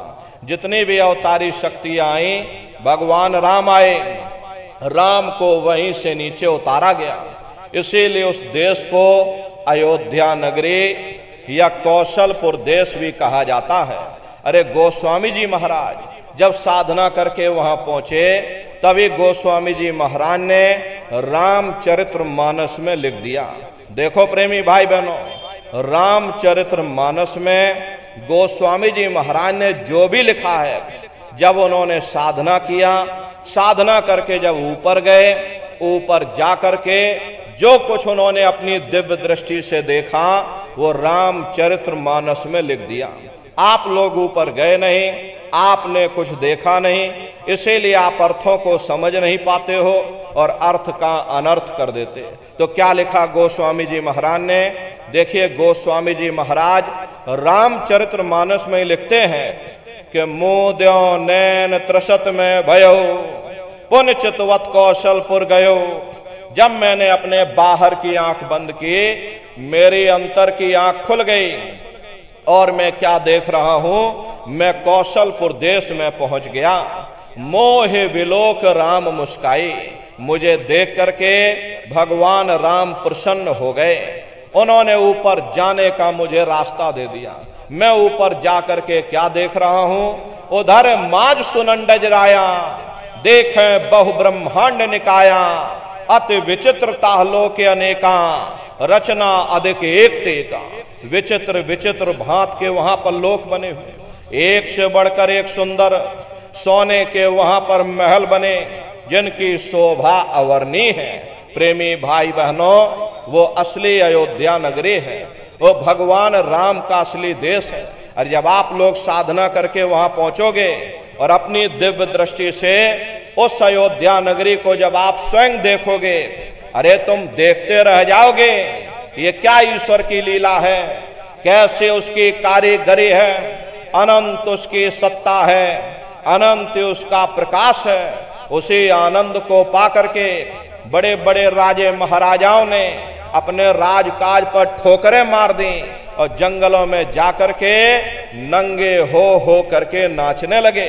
इतना आनंद, इतनी खुशी उन साधकों को होती है। मीराबाई को जब वो दौलत मिल गई, मीराबाई ने अपना राजपाट छोड़ दिया और मीराबाई कहने लगी कि मैं मिल जाए पाए पियो अपना, तब मेरे पीर बुझानी और मीरा सुरत शब्द सहलानी। कबीर साहब को जब वो दौलत मिल गई और इन महात्माओं को जब वो दौलत मिल गई, उन्होंने ऊपर चढ़ करके उस अयोध्या नगरी को देखा, भगवान राम के देश को देखा, तो कलम तोड़ करके लिख दिया। चिल्लाने लगे कि अचरज देखा भारी साधो, अचरज देखा भारी रे, बिना बजाए निस्दिन बाजे, घंटा शंख नगारी रे, बहरा सुन सुन मस्त होता है, तन की खबर बिसारी रे, बिन भूमि के महल बना है, तामे जो तुजारी रे, अंधा देख देख सुख पावे, बात बतावे सारी रे, जीता मर कर फिर जी जावे, बिन भोजन बलधारी रे, ब्रह्मानंद संत जन बिरला, कोई समझे बात हमारी रे। प्रेमी भाई बहनों, वो असली अयोध्या नगरी है, भगवान राम का असली देश है। अरे राम जी का दर्शन करने के बाद में फिर तुम्हारी यही जीवात्मा दूसरे मंडल की आवाज को पकड़ करके और दूसरे मंडल की चढ़ाई करेगी। शाम तज श्वेत को गहना, सुरत को तान धुन सुनना, बंक के द्वार धस बैठो और त्रिकुटी जाए कर लेना। उसी के ऊपर दूसरा देश आता है जिसे महात्माओं ने त्रिकुटी देश कहा। वहां के जो मालिक हैं वो ब्रह्म हैं, वहीं से मन और माया की उत्पत्ति हुई, वहीं से तीन गुण रजोगुण तमोगुण सतोगुण, तीनों गुणों की उत्पत्ति वहीं से हुई। ये जो आपके वेद हैं, वेदों को सारी दुनिया पढ़ती है। अरे बड़े बड़े पंडित पुरोहित ज्ञानी विज्ञानी विज्ञानाचार्य धर्माचार्य वेदों का अध्ययन करते हैं। वेदों की भी उत्पत्ति उसी स्थान से हुई है। अरे महात्मा कहते हैं कि त्रिकुटी महल में विद्या सारा, घनहर गरजे बजे नगारा, लाल वरन सूरज उजियारा। वहां पर दो धुनें, बादलों की गर्जन और मृदंग की आवाज उस लोक में गूंजती रहती है। जैसे पहले स्थान पर भगवान राम के देश में घंटे और शंख की आवाज गूंजती है, ऐसे दूसरे मंडल पर यानी कि ब्रह्म के देश में बादलों की गर्जन और मृदंग वहां पर बजता रहता है। ओम का जाप बराबर वहां होता रहता है। ब्रह्म का जो स्वरूप है लाल वरण सूरज उजियारा। अरे ये सूरज कुछ नहीं है, ऐसे तुम लाखों लाख सूर्य इकट्ठे करोगे तो वहां का एक सूर्य बनेगा। प्रेमी भाई बहनों, ब्रह्म का जो स्वरूप है वो सुबह के लाल सूर्य के समान है, इसीलिए वहां का पूरा ब्रह्मांड लाल है। जहां तक आपकी निगाह जाएगी ब्रह्म देश में चारों तरफ आपको लाल ही लाल नजर आएगा। महात्मा जब साधना करके वहां पहुंचे तभी महात्माओं ने लिख दिया, लाली मेरे लाल की जित देखो तो लाल, लाली देखन में गई और मैं भी हो गई लाल। वो पूरा ब्रह्मांड ही लाल है। तो जितने साधक वहां पहुंच जाते हैं उन सभी को योगेश्वर कहा जाता है। अरे योगेश्वर की पदवी उन्हीं को मिलती है जो ब्रह्म स्थान तक पहुंच रखते हैं। जैसे व्यास जी हुए, वशिष्ठ जी हुए, वाल्मीकि जी हुए, इन सब की पहुंच वहीं तक थी। इसीलिए कहा गया कि वाल्मीकि भय ब्रह्म समाना। जब इनकी जीवात्मा वहां पहुंची और जब इन्होंने ब्रह्म का दर्शन किया तो इनका स्वरूप भी ब्रह्म के समान यानी कि ब्रह्म स्वरूप हो गया। तो जितने साधक वहां पहुंच जाते हैं उन सभी को योगेश्वर कहा जाता है। योगेश्वर भगवान श्री कृष्ण उसी देश में वास करते हैं। ये जो ब्रह्म देश है वो श्री कृष्ण भगवान का ही देश है और श्री कृष्ण भगवान वहीं पर रहते हैं। अरे बाहर की जन्माष्टमी नहीं है जो आप लोग यहाँ जन्माष्टमी मनाते हो, ये तो आप नकल करते हो। महात्माओं ने कहा था भाई सही मायने में तुम जन्माष्टमी कब मनाओगे? जब तुम्हारी ये जीवात्मा 5 तत्व जल पृथ्वी अग्नि वायु आकाश और 3 गुण रजोगुण तमोगुण सतोगुण यानी 5 तत्व 3 गुणों से परे हो करके ब्रह्म देश में पहुंच करके जब तुम कृष्ण भगवान का दर्शन कर लोगे तब सही मायने में जन्म अष्टमी मनाई जाएगी। वहां कृष्ण भगवान का दर्शन करने के बाद में फिर तुम्हारी यही जीवात्मा तीसरे मंडल की आवाज को पकड़ करके और तीसरे मंडल की चढ़ाई करती है। आगे पहुंची सुन झंकार, ररंकार धुन सुनी पुकार, आगे श्वेत सुन है भाई, मान सरोवर पैठ नहाई। उसी के ऊपर तीसरा देश आता है जिसे महात्माओं ने सुन्न देश कहा, उसी को रारंग देश कहा जाता है, उसी को अक्षर और नेति कहा जाता है। वहां के जो मालिक हैं वो रारंग पुरुष यानी कि पर ब्रह्म पुरुष हैं। वहां किंगरी और सारंगी दो धुनें उस लोक में गूंजती रहती हैं और पर ब्रह्म पुरुष का जो स्वरूप है वो पूर्णमासी के चंद्रमा के समान बड़ा ही मनमोहक स्वरूप है। इसी स्थान पर प्रेमी भाई बहनों एक बहुत बड़ा अमृत का सरोवर बना हुआ है जिसे महात्माओं ने मान सरोवर कहा। जब तुम्हारी ये जीवात्मा उस मान सरोवर में जाकर स्नान कर लेगी तो जन्म जन्मांतरों के तुम्हारे मैले पाप कर्म साफ हो जाएंगे। अरे यहाँ के पानी से तुम्हारे कर्मों की सफाई नहीं होने वाली, ये बाहर का पानी तुम्हारे शरीर के मैल को धो सकता है, लेकिन जो पापों का मैल है, जो अंतःकरण में कर्मों की गंदगी, पुण्य और पाप के बोझे जो आपने अपने ऊपर लाद रखे हैं, वो जब साफ होंगे जब आप तीसरे मंडल पर पहुंच करके उस गंगा में डुबकी लगाओगे। उस गंगा में स्नान करने के बाद में ये जीवात्मा हंस रूप हो जाती है। हंसन मिले हंसा हो जाए, मिले जो अमीय आहारा है। जीवात्मा का खुद का प्रकाश उस अमृत के सरोवर में स्नान करने के बाद में 16 सूर्य के बराबर हो जाता। फिर यही जीवात्मा चौथे मंडल की आवाज को पकड़ करके और चौथे मंडल की चढ़ाई करती है।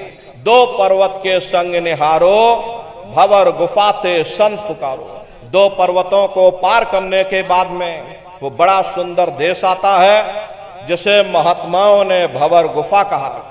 वहां के जो मालिक हैं वो सोहंग पुरुष हैं। वहां बंसी यानी मुरली की मधुर ध्वनियां सदा उस लोक में उच्चारण होती रहती हैं। और सोहंग पुरुष का जो स्वरूप है वो दोपहर के सूर्य के समान महाप्रकाशवान स्वरूप है। अरे स्वरूप में अंतर है। पहले स्थान पर निरंजन भगवान का जो स्वरूप है वो ज्योतिष स्वरूप है। दूसरे स्थान पर ब्रह्म का जो स्वरूप है वो सुबह के लाल सूर्य के समान है। तीसरे स्थान पर ब्रह्म पुरुष का जो स्वरूप है वो पूर्णमासी के चंद्रमा के समान है।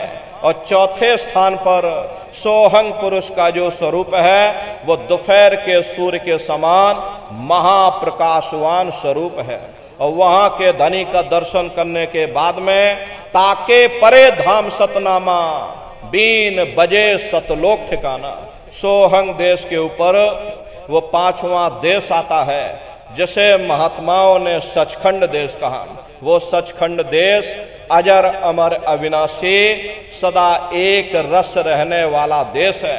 वहां न काल है, न कर्म है, न दुख है, न संताप है, न पुण्य है, न पाप है। जो जीवात्माएं वहां पर पहुंच जाती हमेशा के लिए जन्म मरण के बंधनों से आजाद हो जाती। वहां के जो मालिक हैं वो सतपुरुष भगवान हैं जिनके रोम रोम में खरबों खरब सूरज चांद सितारे प्रकाशवान। वही हमारे आपके सच्चे मालिक हैं, वही हमारे आपके सच्चे पिता हैं। अरे हमको आपको वहीं से नीचे उतारा गया, फिर शब्द को पकड़ करके शब्द शब्द पौड़ी पर चढ़कर पहुंचो सचखंड सतनाम। तो शब्द कब पकड़ में आएगा? जब आप लोग भजन करोगे। और भजन कैसे किया जाएगा जरा अच्छी तरह से समझ लीजिए। ये आंख और कान को बंद करिएगा लेकिन मन को रोकिएगा। ऐसे समय पर तुम्हारा ये मन जरूर भागेगा। अभी आप यहाँ सत्संग में बैठे हो, शरीर भले तुम्हारा यहाँ बैठा है लेकिन मन सारी दुनिया में भाग रहा। कोई बाल बच्चों को घर में छोड़कर आया, मन बाल बच्चों में पहुंच गया। कोई दुकान दफ्तर छोड़ करके आया, मन दुकान दफ्तर में पहुंच गया। और किसी को कोई बात याद आ गई, मन आपस में बातचीत करने लगा। शरीर यहाँ बैठा है लेकिन ये मन भाग रहा। प्रेमी भाई बहनों, तो मन को रोकने की कोशिश करो। जिन्होंने मार मंडाला उन्हीं को सूरमा कहना, बड़ा बैरी ये मन घट में, इसी का जीत ना कटना। अगर दुनिया में कोई हमारा दुश्मन है वो केवल तुम्हारा अपना ये मन है। ये मन रूपी रावण कब मरेगा? जब 9 द्वारों पर फतेह हासिल करके तुम यहाँ 10वें द्वार पर चढ़ जाओगे, तब सही मायने में दशहरा मनाई जाएगी। अरे बाहर की दशहरा नहीं है जो लकड़ी का रावण बना देते हो और फूंक फांक करके घर चले आते, कहते भाई हमने रावण मार दिया। अरे महात्माओं ने कहा था भाई सही मायने में तुम दशहरा कब मनाओगे? जब 9 द्वारों पर फतेह हासिल करके तुम यहाँ 10वें द्वार पर चढ़ जाओगे, तब सही मायने में विजयदशमी मनाई जाएगी। तब ये मन रूपी रावण तुम्हारा मरेगा और तब तुम्हारी ये जीवात्मा, इसी जीवात्मा को महात्माओं ने राम भी कहा। अरे हम कोई अपने मन से नहीं कह रहे, धर्म ग्रंथों में लिखा हुआ, एक राम दशरथ का बेटा, एक राम घट घट में लेटा, एक राम का शकल पसारा, एक राम है सबसे न्यारा। एक वो राम है जो अयोध्या के वासी हैं और एक राम घट घट में लेटे। यानी हमारी आपकी ये जीवात्मा जो हर एक के अंदर मौजूद है। महात्माओं ने कहा भाई एक वो राम है और एक राम का शकल पसारा, यानी पहले स्थान के मालिक वो निरंजन भगवान जिनको दुनिया त्रिलोकीनाथ कहती है, जिनका ये पूरा पसारा, ये पूरा संसार है। महात्माओं ने कहा भाई एक वो राम है और एक राम है सबसे न्यारा, 5वें स्थान के मालिक वो सत्पुरुष भगवान जो हमारे आपके सच्चे पिता हैं। महात्माओं ने कहा भाई एक वो राम है। तो महात्मा तो उस राम की महिमा गाते हैं। मोटी बात आप पकड़िए कि भजन कैसे करोगे। ये आँख कान को बंद कर लेना, अंतर में गौर से सुनिएगा। शुरू में सीटी जैसी आवाज आप सभी को सुनाई पड़ेगी, उसे आप पकड़ लेना, सुनते रहना, सुनते सुनते उसी में लीन हो जाओ। कुछ समय बाद में दोबारा आपको अनुभव होगा कि कहीं बड़ी दूर से एक महीन आवाज, घंटे और शंख की आवाज हमारे कानों में बज रही। और जब घंटे शंख की आवाज आपको अपने अंदर सुनाई पड़ने लग जाए, तब आप सीटी की आवाज को छोड़ देना और घंटे शंख की आवाज को पकड़ लेना। एक बार प्रेमी भाई बहनों आप उस आवाज को पकड़ लो, फिर वो आवाज आपको नहीं छोड़ेगी, खींच करके शरीर से बाहर कर देगी। रोज आना, रोज जाना, रोज ब्रह्मांडों की सैर करना, रोज देवी देवताओं के दर्शन करना, रोज घर बैठे भगवान राम के दर्शन करना, रोज भगवान कृष्ण के दर्शन करना और घूम करके फिर अपने शरीर रूपी घोंसले में वापस चले आना। तो सुमरन, ध्यान और भजन 3 क्रियाएं आपको बताई गई। नित्य नियम से आप लोग करिएगा। नागा नहीं होना चाहिए। शरीर को आप भोजन देते हो, सुबह दोपहर शाम रात भोजन करते रहते, लेकिन कभी तुमने विचार ये नहीं किया ये जीवात्मा जो जन्म जन्मांतरों से बेचारी भूखी प्यासी बैठी है, जिसकी शक्ति से तुम्हारा ये भारी भरकम शरीर चल रहा, तो कभी अपनी जीवात्मा को तुमने भोजन नहीं दिया। अरे इसका भोजन भजन है, इसका भोजन शब्द है, इसका भोजन नाम है। अपना ये नियम बनाओ कि पहले हम अपनी जीवात्मा को भोजन देंगे, फिर अपने शरीर को भोजन देंगे। अगर ये नियम तुम्हारा बन गया तो तुम्हारा लोक भी बन जाएगा, तुम्हारा परलोक भी बन जाएगा। प्रेमी भाई बहनों, उस मालिक को पाने के लिए तुम्हें कोई घर बार नहीं छोड़ना है, तुम्हें कोई जात बिरादरी नहीं बदलनी है। अरे जात पात के रगड़े झगड़े ये तुम्हारे अपने नहीं हैं, ये सिर्फ मन की खुराफात है। अरे आप अपनी बुद्धि से विचार करिए। जब गुरु नानक साहब नहीं आए थे तब कोई सिख नहीं था, जब मोहम्मद साहब नहीं आए थे तब कोई मुसलमान नहीं था, जब ईसा मसीह साहब नहीं आए थे तब कोई ईसाई नहीं था, और पीछे लौटते चले जाओ तो केवल मनुष्य मनुष्य रह जाते हैं। ये रगड़े झगड़े किसने पैदा किए? ये हमने आपने पैदा किए। अरे कोई भी महात्मा यहाँ पर आकर के न कोई कौम बनाने आता है, न कोई महात्मा यहाँ मजहब चलाने आते हैं, न कोई महात्मा यहाँ जात बिरादरी को बदलने आते हैं, और ना ही आप हमारे हाथों में ये डंडे और तलवारें देने के लिए आते। अरे आप तो सच्चा मार्ग, सनातन मार्ग समझाने के लिए इस धराधाम पर शरीर रूप में अवतरित होते हैं। महात्मा कोई जात बिरादरी नहीं देखते। अरे महात्मा कोई ऊंच नीच भेदभाव पैदा नहीं करते। अगर महात्माओं ने भेदभाव किया होता तो देखो भगवान राम जंगलों में रहने वाली आदिवासी महिला शबरी का जूठा बेर भगवान राम नहीं खाते। निर्मल मन जन सो मोह पावा, मोह कपट छल छिद्र न भावा। इसीलिए महात्मा कहते हैं भाई जाति पात पूछे नहीं कोई, हरि का भजय सो हरि का होई। लोग यहाँ जात पात बनाते बनाते रह गए। लेकिन ऐ नर नारियों, जब तुम्हारी ये जीवात्मा इस मनुष्य रूपी चोले को छोड़ करके ऊपर जब तुम धर्मराज की कचहरी में पहुंचोगे, वहां न तुमसे ये पूछा जाएगा कि भाई तुम किस जाति के हो, या तुम किस कौम के हो, या तुम किस मजहब के हो। अरे भाई तुम हिंदू हो या मुसलमान हो, तुम हिंदुस्तान से आए हो या सीधे पाकिस्तान से चले आ रहे। अरे वहां तुम्हारे कर्म देखे जाएंगे, भक्ति भाव देखा जाएगा, मालिक से मिलने का प्रेम और प्यार देखा जाएगा। इसीलिए महात्मा कहते हैं भाई मालिक को पाने के लिए तुम्हें कोई जात बिरादरी नहीं बदलनी, तुम्हें कोई घर परिवार नहीं छोड़ना, तुम्हें कोई बाल बच्चे नहीं छोड़ने, तुम्हें कोई जंगलों पहाड़ों में नहीं भटकना, तुम्हें कोई काले नीले पीले कपड़े नहीं पहनना, तुम्हें कोई साधु सन्यासी और बाबा नहीं बनना।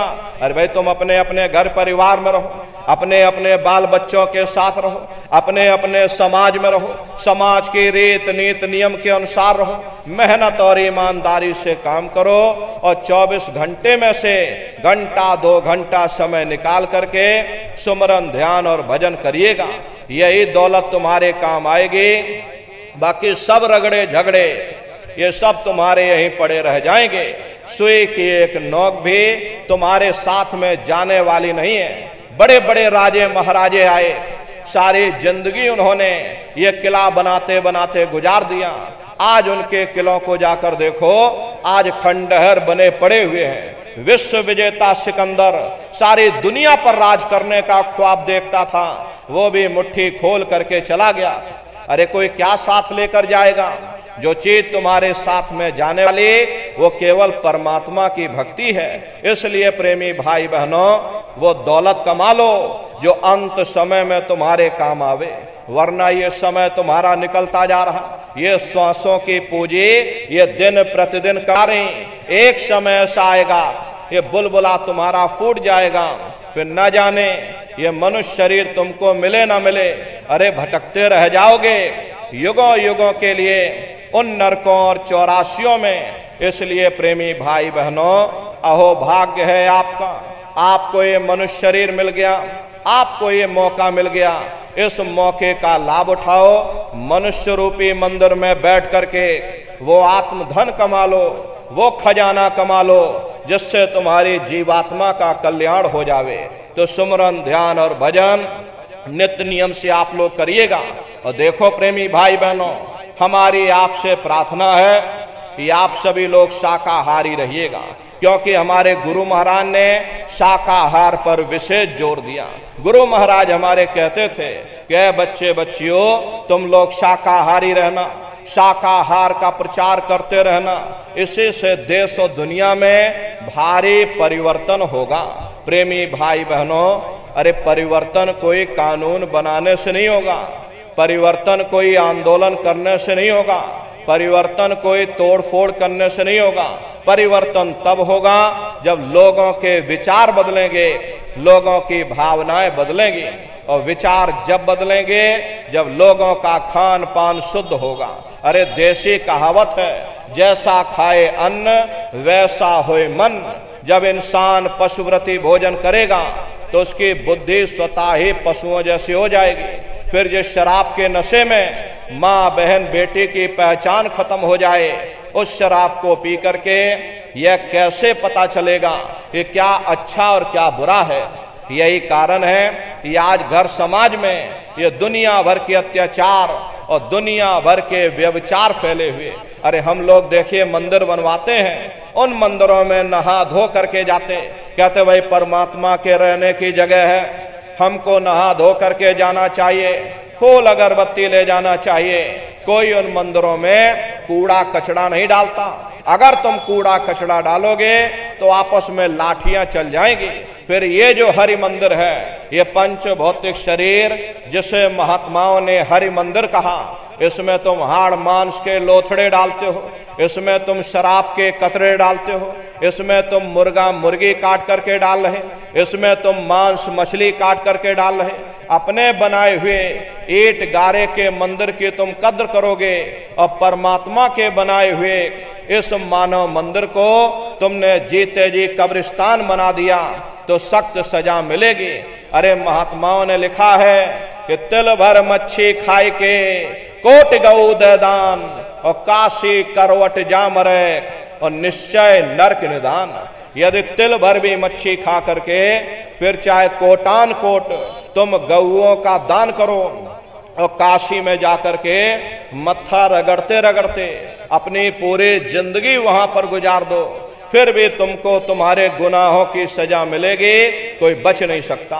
क्योंकि ये कर्म भूमि है, यहाँ तुम जैसा कर्म करोगे वैसा फल तुमको मिलेगा।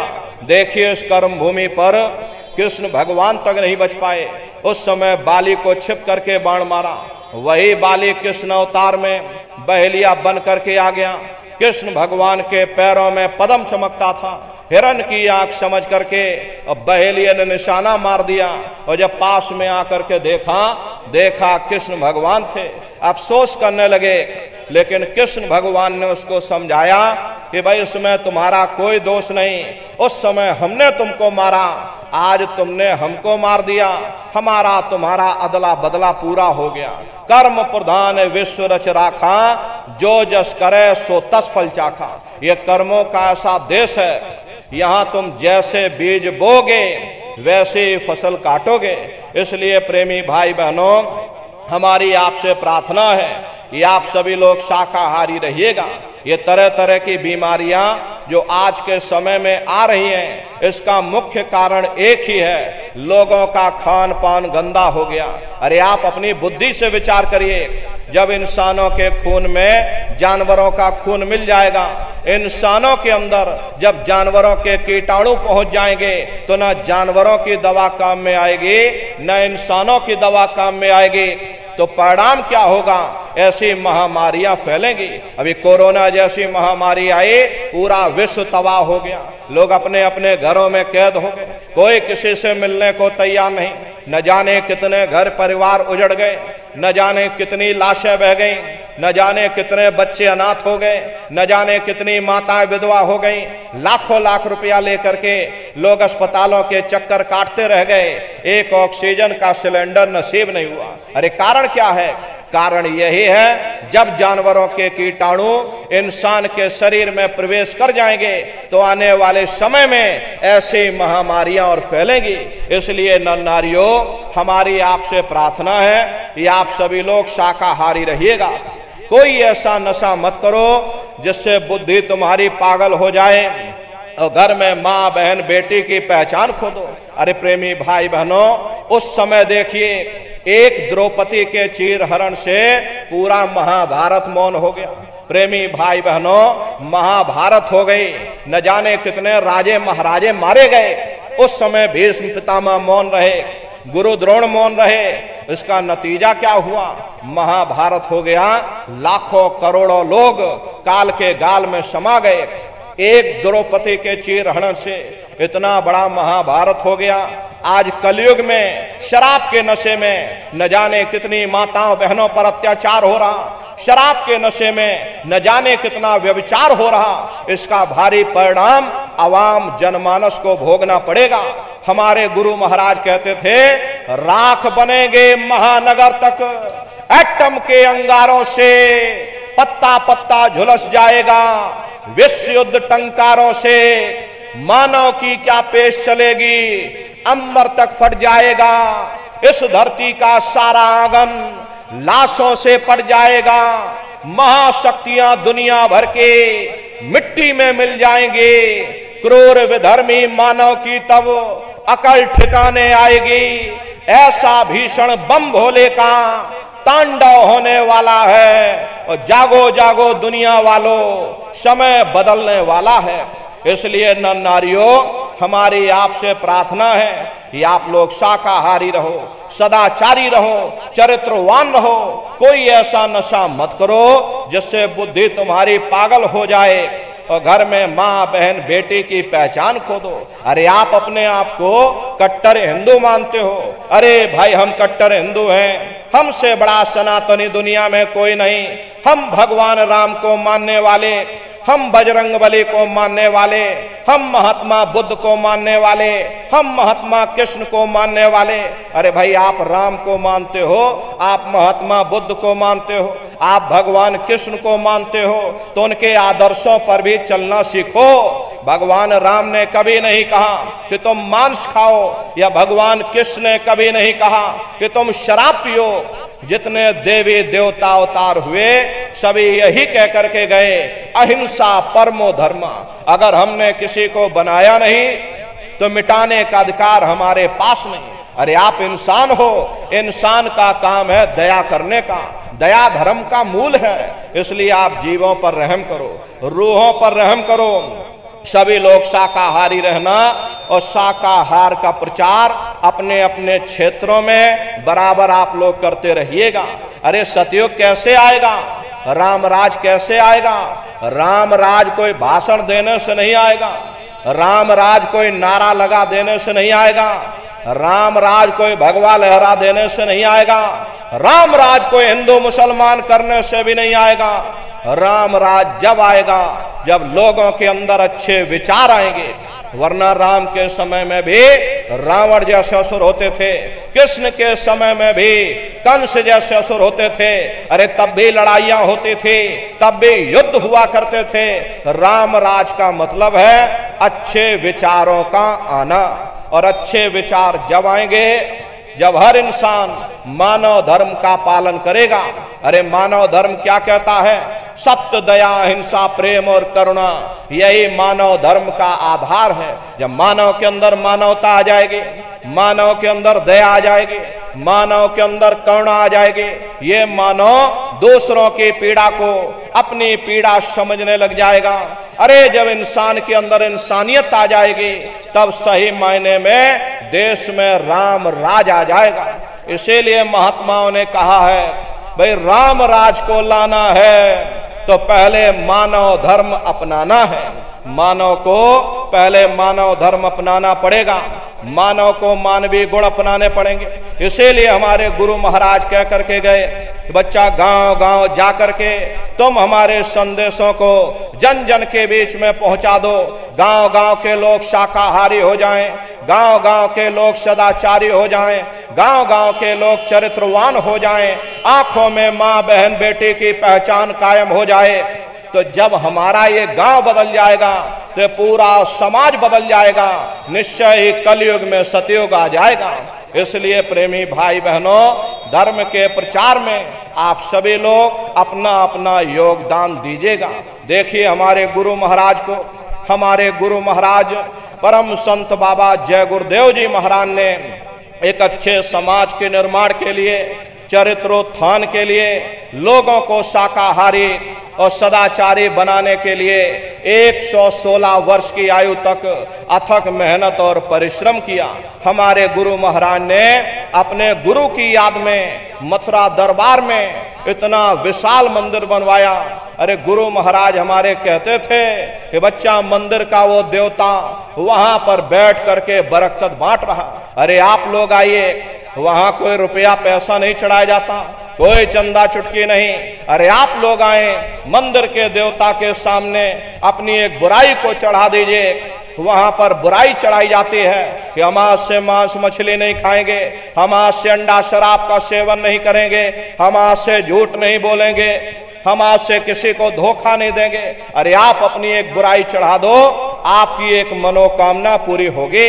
ऐसा वरदानी मंदिर हमारे गुरु महाराज ने अपने गुरु की याद में मथुरा दरबार में बनाया है।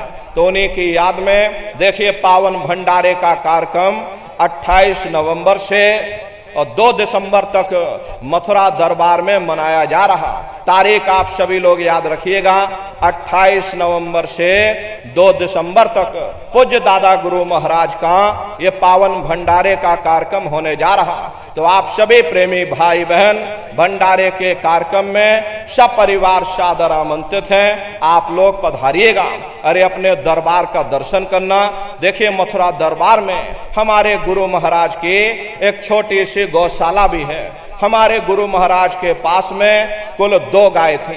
2 गायों का इतना बड़ा परिवार है कि आज के समय में करीब करीब 3000 गाय हैं और 3000 के ऊपर सांड हैं।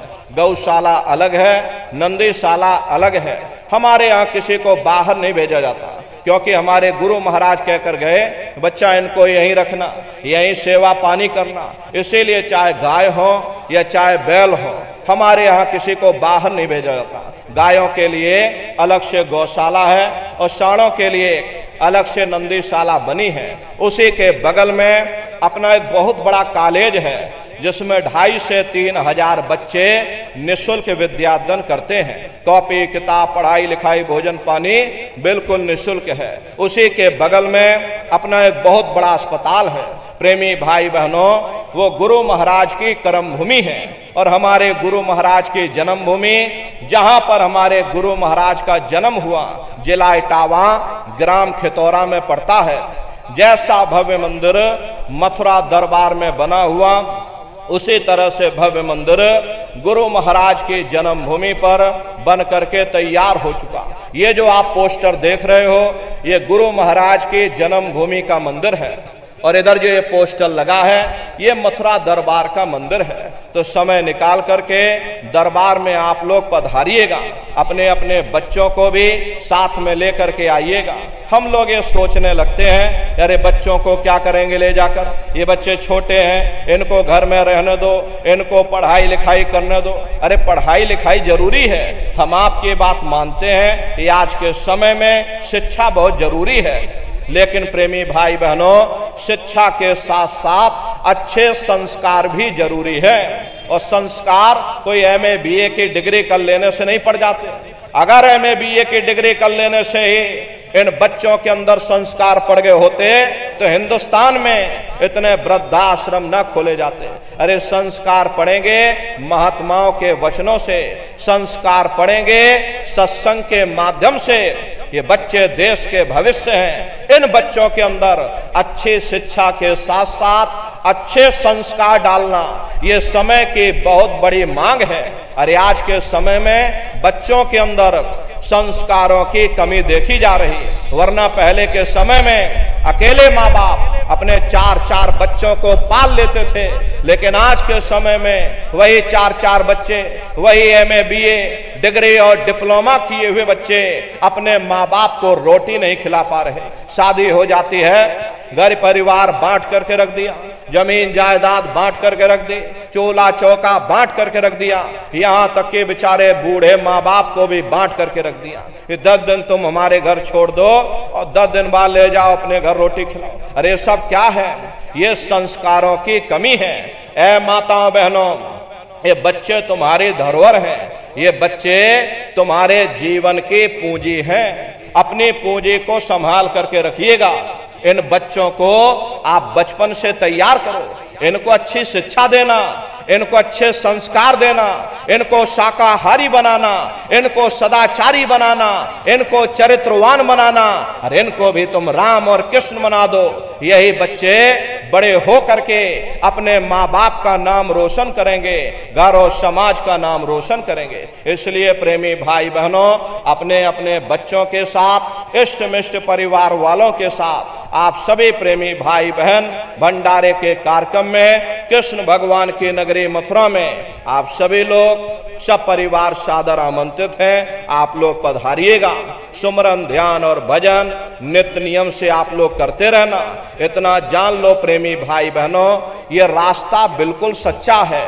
अरे आप करोगे तो आपको अनुभव होगा, दिखाई भी पड़ेगा, सुनाई भी पड़ेगा। अरे तुम्हारा लोक भी बन जाएगा और तुम्हारा परलोक भी बन जाएगा।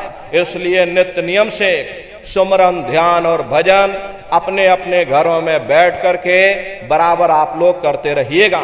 इसी के साथ अब हम अपनी वाणी को विराम देते हैं। आप लोगों ने अपना कीमती समय हमको दिया, इसके लिए आप सभी प्रेमी भाई बहनों को बहुत बहुत साधुवाद है।